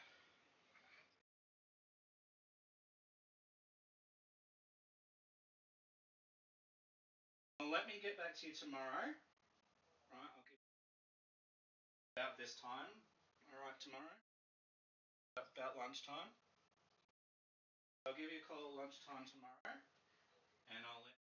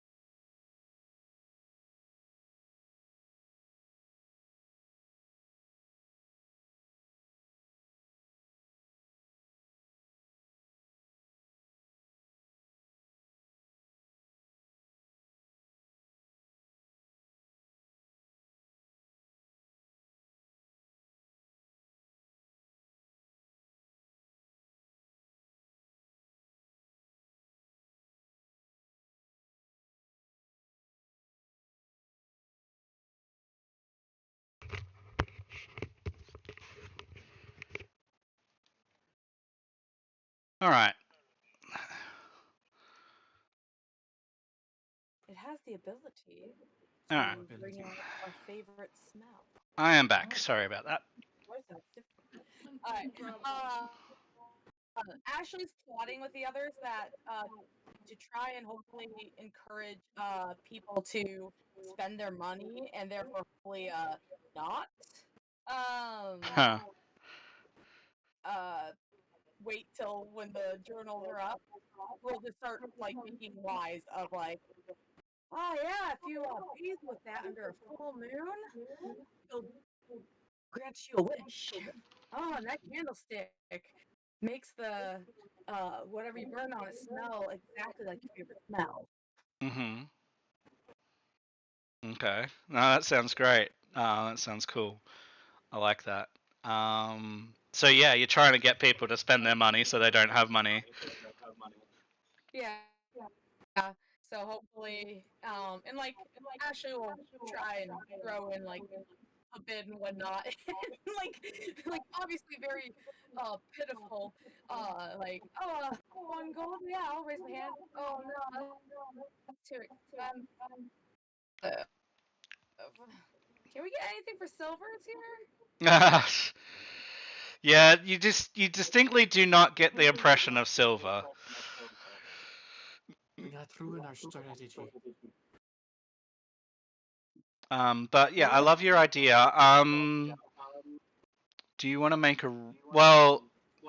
You're doing this leading up to, right? To the actual one that you It want. is like the gearing and like gearing. Ash will be a bit louder. Mm-hmm. So would like I don't know a roll to kind of get the general idea as to like those nearby. Do they really take to heart what Ashley's saying? Okay, so in order to lead them astray, it would be a deception check, and then in order to see if they have actually done that, it would be a perception check. I'm gonna do deception. Here's hoping that Ashley sounds convincing enough. Alright, I'll take a 21. Very good check. Yeah, so people do seem to like at least give Ashley the time of day when Ashley starts like spouting nonsense effectively about Random whatever fact. these items, yeah. And you do see some of them digging into their pockets as you fake bid and spending more than perhaps than they might have because you threw an extra bid in, and then they're like, "Oh, but I really want it," and then yeah. So it does seem to work, to some degree.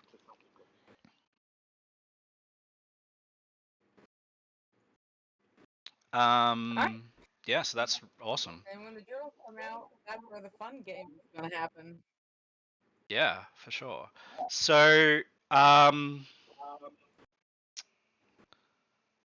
one second here.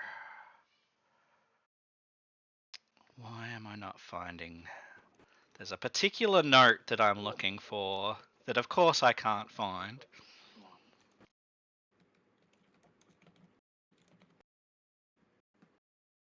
I might have to find that later.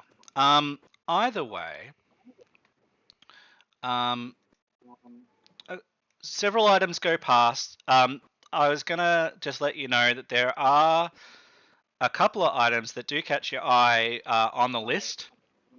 So the first item that catches your eye on the list is a lake dark relic that sounds like really mysterious and cool. The description of it and the picture of it both look cool. The description of it is that it's an egg-shaped amulet, or it's an amulet that's got an egg-shaped stone, but the stone is transparent and you can see through it into the heart of it. And at the heart of it, there is a blue flame that dances in the heart of it. Ooh. So that's something that and apparently it has mystic power from Lake Dark in Karnath. And if anyone wants to, they can make society checks about that to see if they recall anything about Lake Dark in Karnath. And if you've got a connection with Karnath already, I will give you a bonus toward it. Obviously the journals, and there are a few other Oops. bits and pieces. What happened? I don't know what did happen. just suddenly was silent, so I didn't hear the rest of that sentence, but it's okay. Okay. I think our plan was to just bid it all on, not all at once, but like just save all the money for the journal. Okay. So yeah, if relics or other things that got your eyes come up, it's like, oh, All right. it's safe. Yeah. So this is your idea. Ooh. Lynx wants to know. Lynx is racking her brain. All right.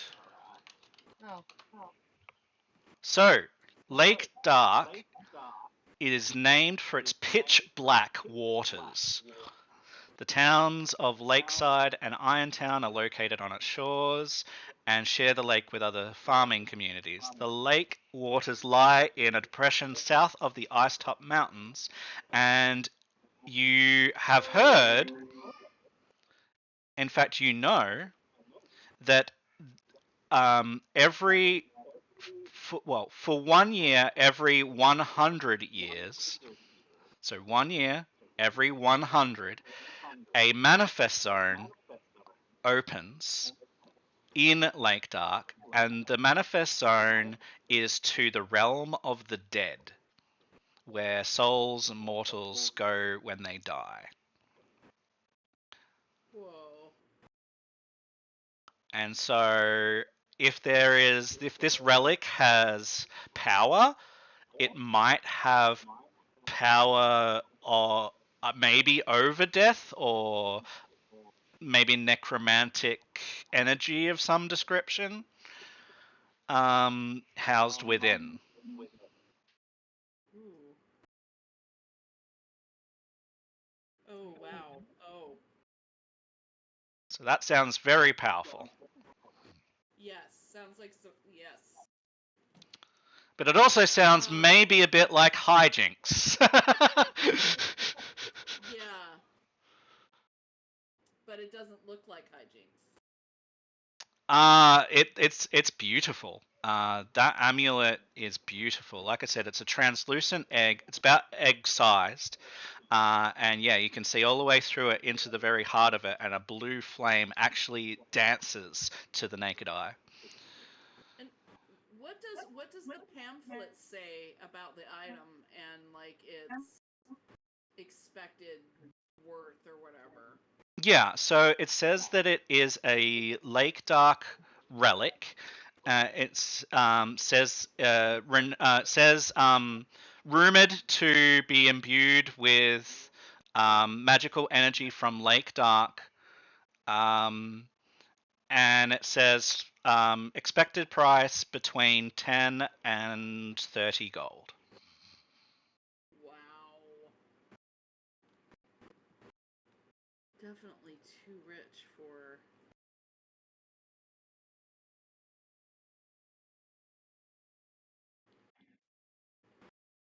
Too rich for Lynx. But she's.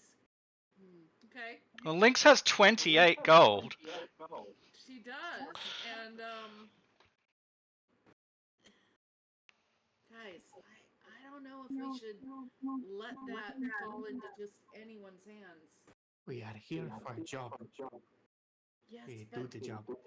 nobody said we couldn't spend our own money. I mean, yes. By all means, if you want to spend your own money.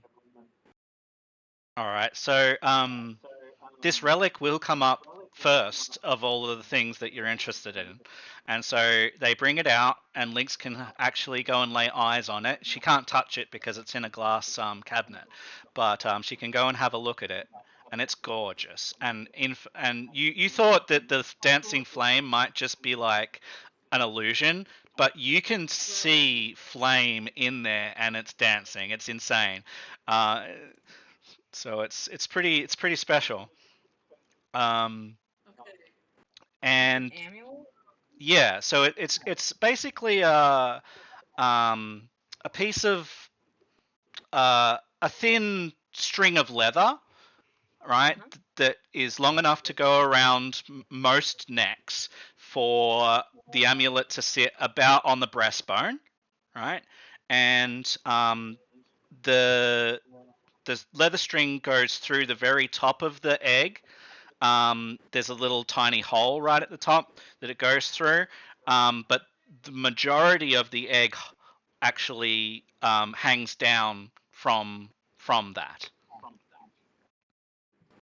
and is Wow. intact.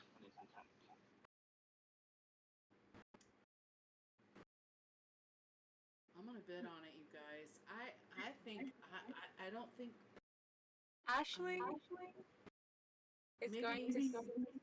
maybe the museum or someplace will reimburse us for it, but I don't think that should go to just anybody. I agree, but Ashley will kind of say, "Well, I was like, it's kind of ugly, don't you think?" But like, will wink at Lynx. Lynx is like, no, what are you talking? Oh, yeah. Oh, yeah. Like, Okay, yeah, he's a little naughty. You're right. It couldn't possibly be really worth what they said. All right, so the bidding, they'll put it up. Lie? People will take a Yes, seat. like all means, just saying. Yeah, you guys are talking about this as you resume your seats, and the auctioneer goes, bidding will start at 8 gold pieces. Do I have 8? Someone immediately puts up their hand. We have 8 gold pieces. Do we have a raise? Do we have 9? 9, anyone? And so he starts to do this. Where do you want to start to the bid? She'll jump in at 11. Okay. So he goes to 11, and you raise your hand. Goes, thank you. We have 11. We have 11. Anyone want to raise on 11? Someone raises to 13.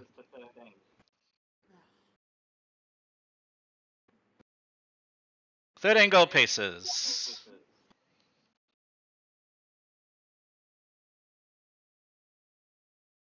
This is a lovely relic. It's and he starts to speak it up. So he wants more for this. When Holy relic for the dead. when he goes to ask for like a couple times, then she'll like put her paddle up at the last opportunity. All right, for like 15. To 15, yeah. All right, so at 15, he starts to like count it down. He starts to go, okay, we have 15 gold going once, and he looks around the room, and he sort of shakes his head as if this is a steal. And when he starts to shake his head, there is one last bid, and they go 18 gold pieces, final bid.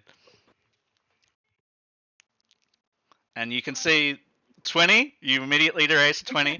20 gold pieces. We have 20 gold pieces. This lady over here. 20 gold pieces. Save your money! Actual active theatrics. The room sort of goes uncomfortably quiet with 20 gold pieces. And the auctioneer goes, 20 gold pieces twice. Sold. 20 gold pieces.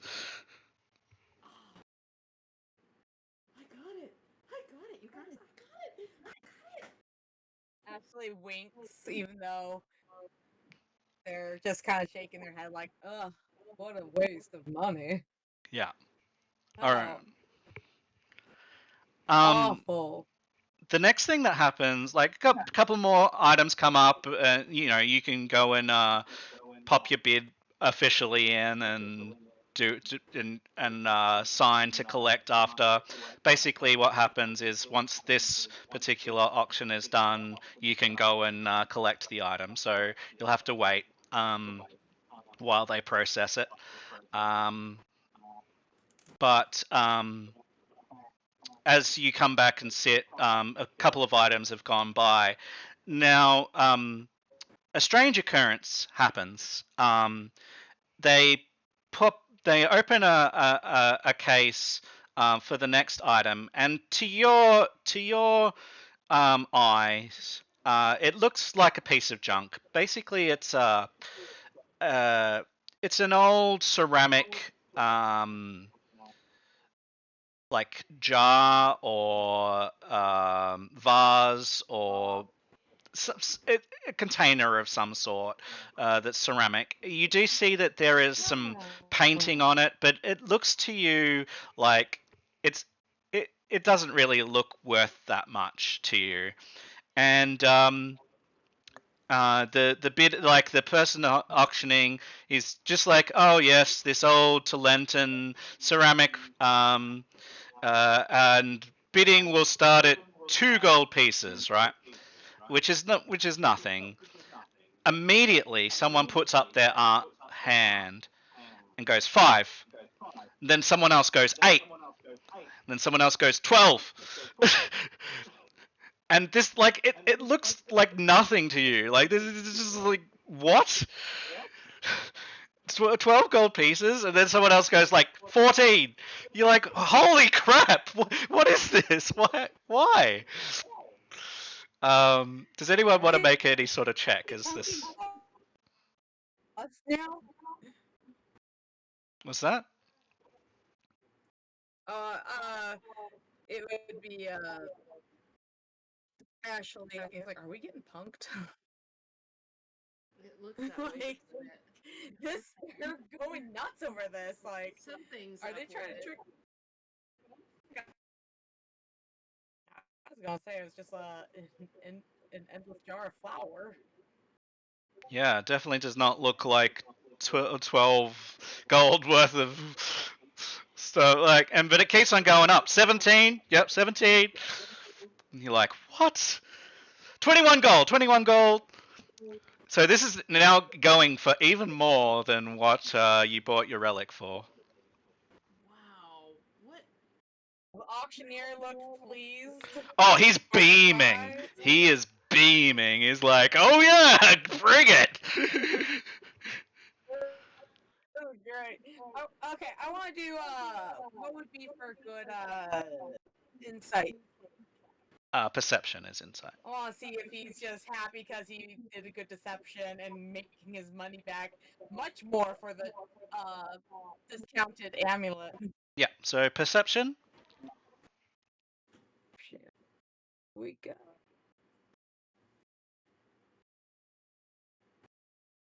Oh, that's a natural one. Do we want to re-roll that one? Oh, we should. We You should. don't have to, but misinformation can be. Ooh, that's excellent. Oh, Yeah. Better. All right. I'll take. So with a 27 now. 27. You can see that this auctioneer was surprised to get 8. Well, he was surprised to get 5 when someone said 5. It is now 23 gold, 25 gold, and it starts to slow down here. People are starting to murmur back and forth. It's once, twice at 25 gold. Ash will whisper to the others, like, "Oh, Lynx looks like you're discounted and getting its worth out of ceramic." And sold for 25 gold. And so someone leaves. As that person leaves, the woman who is 3 bench seats down from you, she happens to look about, and she spots Lorenzo, and she looks, her eyes flitter, and she blushes very lightly, just lightly, and she smiles, and she turns back to the front again. Lorenzo, you don't recognize her. You are very thankful that you don't recognize her. But she is a quite attractive woman. Not super attractive, but decently attractive young woman, and she's very well dressed. and probably housed, but she doesn't have any symbology that you can see right now. Question: does she have glasses? Yes, she has glasses. Lorenzo's interested.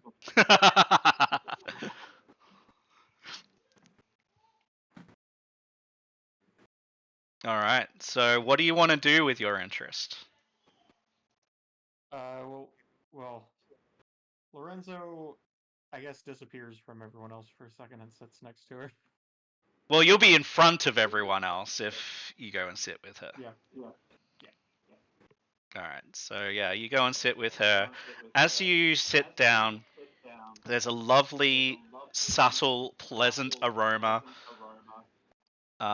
It's vaguely mint kind of scent that rises from her.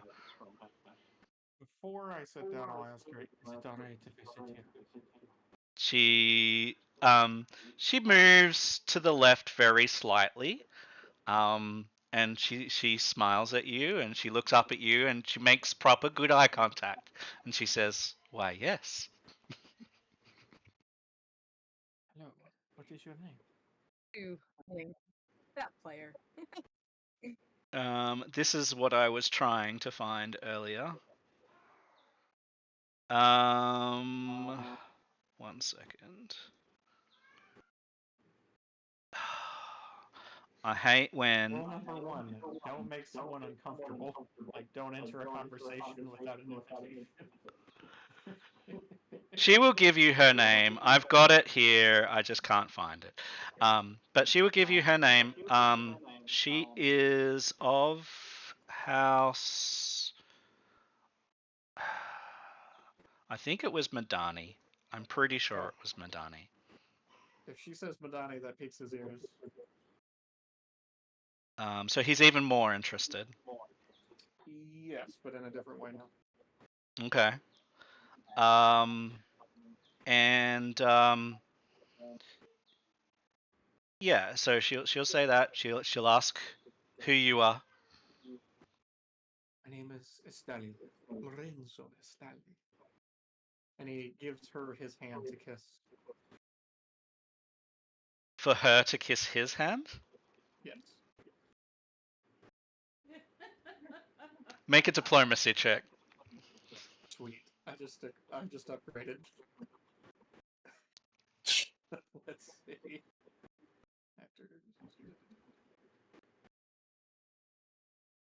I knew investing everything into diplomacy would come in handy one day. Oh yeah. Diplomacy is great. That's decent. Alright, so you hold out your hand for her to kiss it. She does not do so. But she looks up at you again, making proper eye contact again. And you see a challenge written there.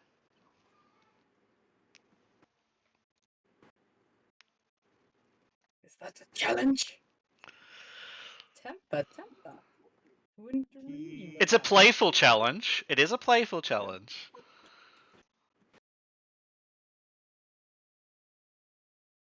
He'll thank her for letting her sit next to him, and he'll, man, Lorenzo does not know a damn thing about proper etiquette. Other than just enough what he learned from you know who, Matt. I do. to court. So what he'll say is, he'll apologize if he was trying to be too forward. He just thought that honesty is the best policy when dealing with like two different parties of mutual interest. Since he's already noticed her, something to that effect. Okay. She'll say, "Oh, fair enough. Perhaps you would be inclined to maybe join me for a morning tea, and we can talk business." Oh, absolutely. What kind of business? Exactly. What kind of business? Outfits. She smiles, Poetry. but does not Okay. answer your question. You get the distinct impression that that was rude. Well, not rude, messed but up. not She's not proper gonna answer. etiquette. Like, Yeah, yeah, she's yeah. not going to answer. That's for the business meeting, right? Like, No, I apologize. Have you found yourself interested in any of these items? you've seen her raise her hand, but not purchase any. She's waiting for something. You get the distinct impression she's waiting. Mhm. If there is anything I can do to make up for my rudeness, She says, if you need any help. 10:30 a.m. Monday morning at such and such a restaurant. Do not be late. I see.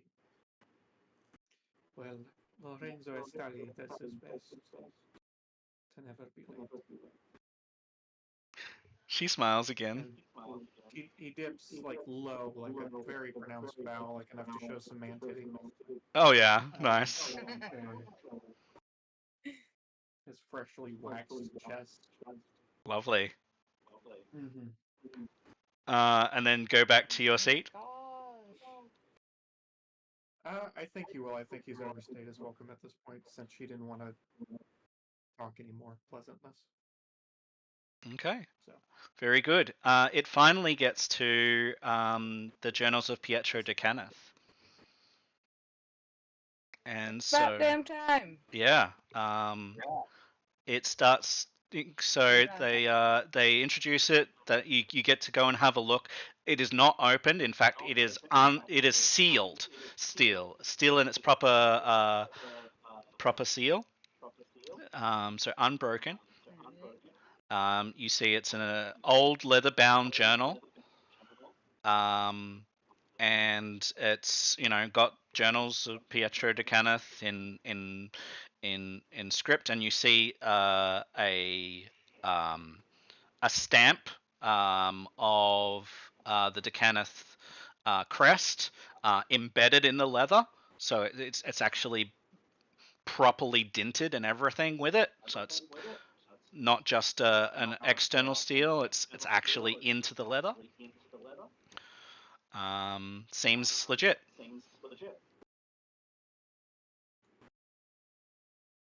They show it around.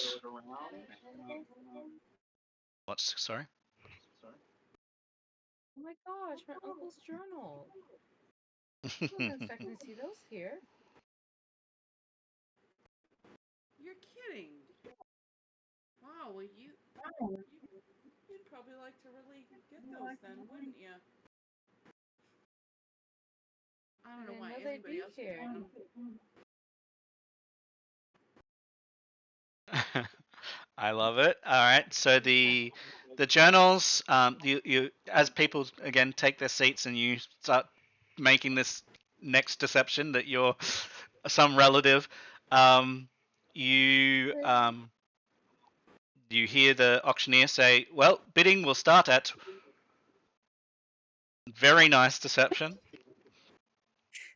Bidding will start at 100 gold pieces, straight off. Wow. Lorenzo raises his hand. Gold pieces. Ashley would shout. Wait, do we have 100 gold pieces? Oh yeah, with 300 gold pieces. Yeah. Lorenzo raises his hand. Ashley's just playing into a character. 100? From Uncle's journals. Yeah, so people seem interested. It is going up by tens. Lynx is a little alarmed that it started so high. After. Yeah. Yeah. Why do you think I set dressed? Right. Yeah, so but there is definitely interest. Goes 110, 120, 130, 140, 150, even before you get another breath in. So it's currently sitting at 150 gold pieces. Lynx slips out and heads to the place she told us about Yeah, the sending. Sending, yeah, and immediately arranges to send a message to Mordith, Yep. Mordrin, sorry. Yep. And let him just basically saying the bidding started at 100 is already at 150. Yeah. Send 100 more, if not 200 more. And I think she, yeah, I think she thinks he'll know what would or wouldn't be required, but she's worried and she wants to give him a heads up. So All right. Sorry. You'll be able to leave that message for the moment, and we'll see what happens with it shortly. So you'll come back into the room, and it's up to 170 gold pieces. Lorenzo raises his hand. 180 gold pieces.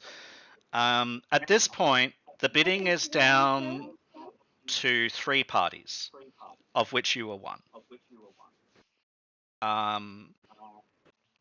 The second party, other than you guys, is a graying old man. He is robust, rotund, and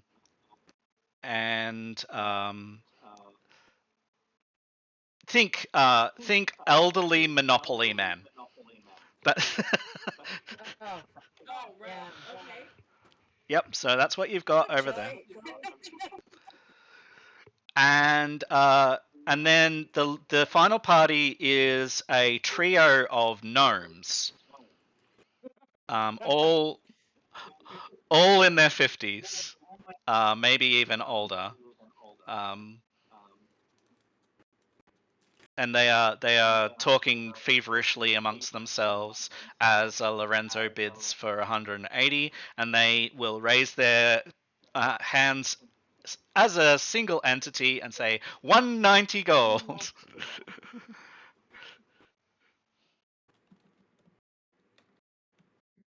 220. 220. All right. Shout just like, Are you bidding as a fourth party or together with Lorenzo? oh, together with Lorenzo. All right. So 220. The room starts to feel staticky. Like people are looking back and forth. The gnomes are deep in conversation when you say 220. The man looks over at you and you feel daggers in his eyes. He stands up and he says, 240 gold pieces. 240 gold and 1 silver. Immediately, like, everyone in the room starts, like, talking all at once. They're like, a silver? What is this? This causes stank. There is stank in the air as you say 1 silver. As this sort of goes on, you hear the auctioneer try to pull attention back. He says, "Do I have 245? 245 gold? Anyone? 245?" And you see the 3 gnomes like going back and forth, and then finally, only one of the gnomes will raise their hand and will say 245. But you see a look of resignation on the face of this gnome, and the 2 other gnomes are like, "You shouldn't be doing this." But he says 245. I immediately raised my hand. 245 and 1 silver. So to everyone in the room, you see everyone turn and look directly at Lorenzo. There are at least 10 people that are like red. And most especially the elderly Monopoly gentleman. You have no idea how happy Lorenzo is at this moment. These are people who own half the parts of the city that he has lived in that are like slums. Yeah. Yeah, yeah. So Lorenzo's eating the shit out of it. He may be a little high on power. All right. Maybe the most power he's ever had over these people. I would like you all to make perception checks, please. Are we going to die? Perchance. Probably. And we will be finishing up here fairly soon. She's see. committed to her character. Her I see the uncle's world. journal. Okay. Lorenzo, Yeah.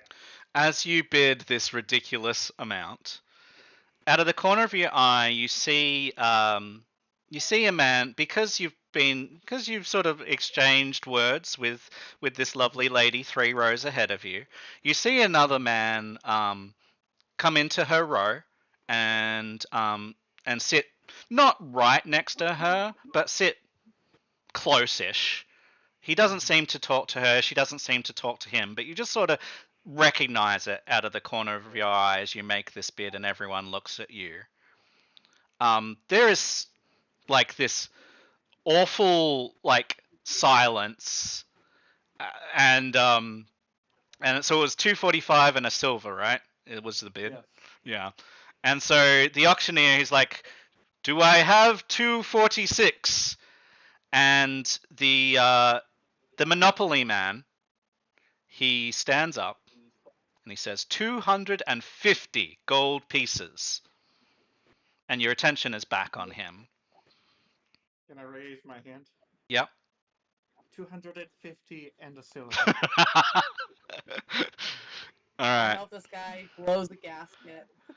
You hear many angry voices start to like call out and be like, "This is unbelievable!" And they start to move. And as they move and start to like call out and shout, you see this figure 3 rows ahead of you. This man. He makes a sudden movement, and a flash of steel is very briefly seen as it plunges into the woman's chest. What? No. He immediately stands and makes a run for it, as all of the attention in the room is on you. Keep the strategy, I say, as I like try to rush over the crowd. I yell like, "Someone was stabbed!" As you move, everyone moves at you. Right, because you're feverish. They don't even see what's happened. And no matter what comes out of your mouth, they are going directly for Lorenzo. Oh fuck. Are you going for the woman, Lorenzo, or are you going for the man? Oh my. I can't heal, is the problem. But I will. I'll go for the woman. Okay. Lorenzo. You'll vault over 3 bench seats on your way, and there's like the rest of the room is just in chaos right now. Everyone doesn't know what's happening. There's yelling, there's screaming. You get to her, Lorenzo, and Lynx and Ashley, like this is all happening in like extremely fast. Like there's people shouting, there's all sorts of stuff going on. You're not sure, and you look at Lorenzo, and Lorenzo's face drops. Lorenzo, you see a dagger through the woman's heart. She is dead. There is no bringing her back. So I just stand up like on a seat and like point at the guy and I shout, "Murder!"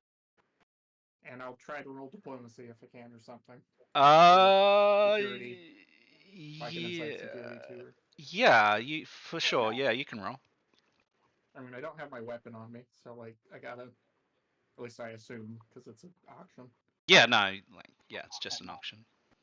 See if I can get security to do something. Yeah, he's already like halfway out of the room. Can I spend my reroll? You may if you wish. I'll spend the reroll on that. Oh, accidentally. I had 2. I didn't realize that the H means it's filled in. I might need my hero points reset. I'm sorry. That's fine. Go ahead. And then diplomacy. Okay. Force. Yeah, unfortunately. All right. So as you like stand on the bench seat and you're like, murderer, murderer, uh, the whole place, like, they stop, right? They're all shouting and they're all like, how dare you, blah blah blah. But when you start shouting murderer, that does get some attention. Some guards like stop.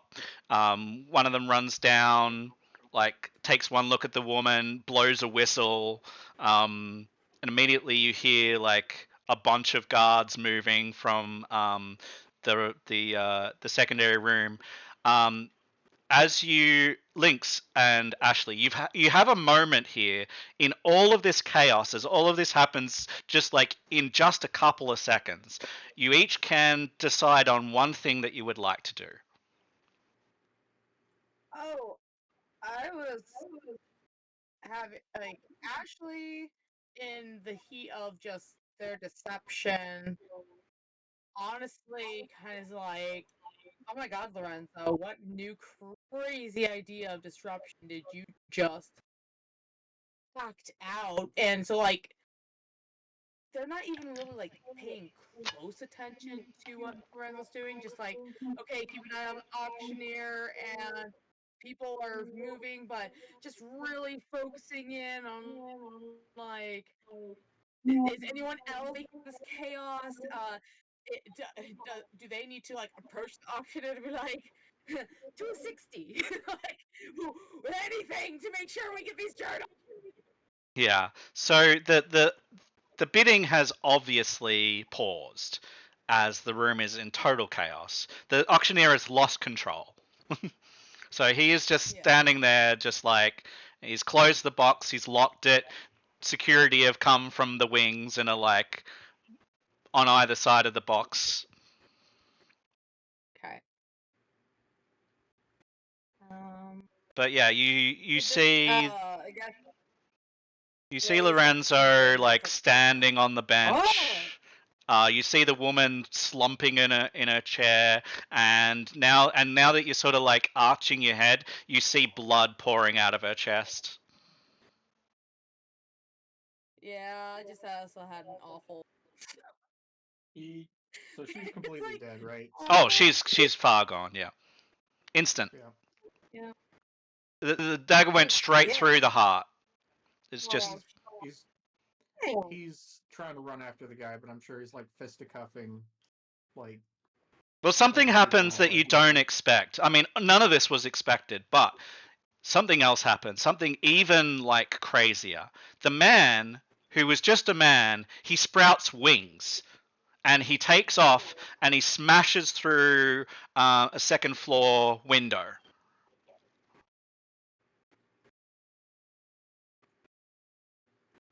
Lynx is gonna spring to her feet and also say to Ashley, "Be ready to keep bidding." And she's gonna actually dash outside to see if she can see if he emerges and be pointing him out. Oh yeah, there are like shouting to the guards or whatever, but to help like yeah. At this point, there are like tin men out and about. So they have like they're like in metal armor and they have these really strange um, energy charged packs on their backs that and these rods that they can let out an electric charge that like springs into the air and electrifies in like a line. So you can sort of see these weird sort of guns that you don't really know how they work, but you just know that they do. And yeah, you're pointing him out, and they're like pointing their weapons up, and they're trying to get a good shot on him as he sort of flies and dodges this way and that.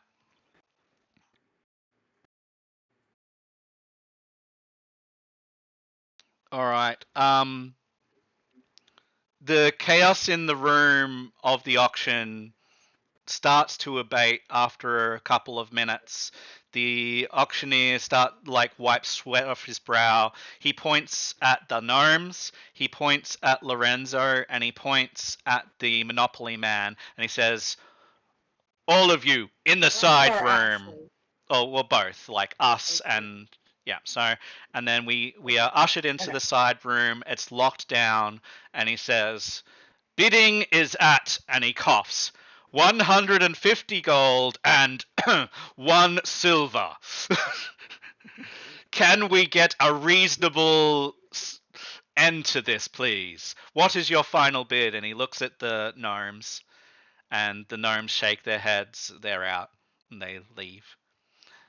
He looks at the old man, and the old man looks daggers at us, and he says, he Please. pumps up his shoulders, and he's like, 169 gold pieces. 170. This Ashley will say, just staring daggers back with that same conviction to her story. These are my uncle's fucking journals. He Oh, slams you his forgot the fist. strategy. Man, what use do they have to you? I forgot the strategy. Doesn't matter now. He slams his fist down on the table. He curses and he storms out of the room. The auctioneer looks at you and he goes, 170 gold pieces. That's right here for you. He looks about and he says, "Going once." He raises his voice again. 170 gold pieces. Going twice. 170 gold pieces. Sold.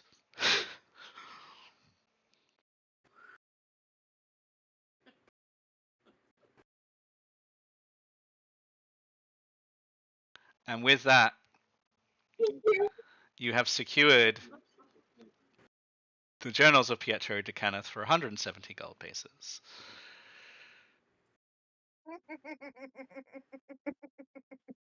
Awesome. All right.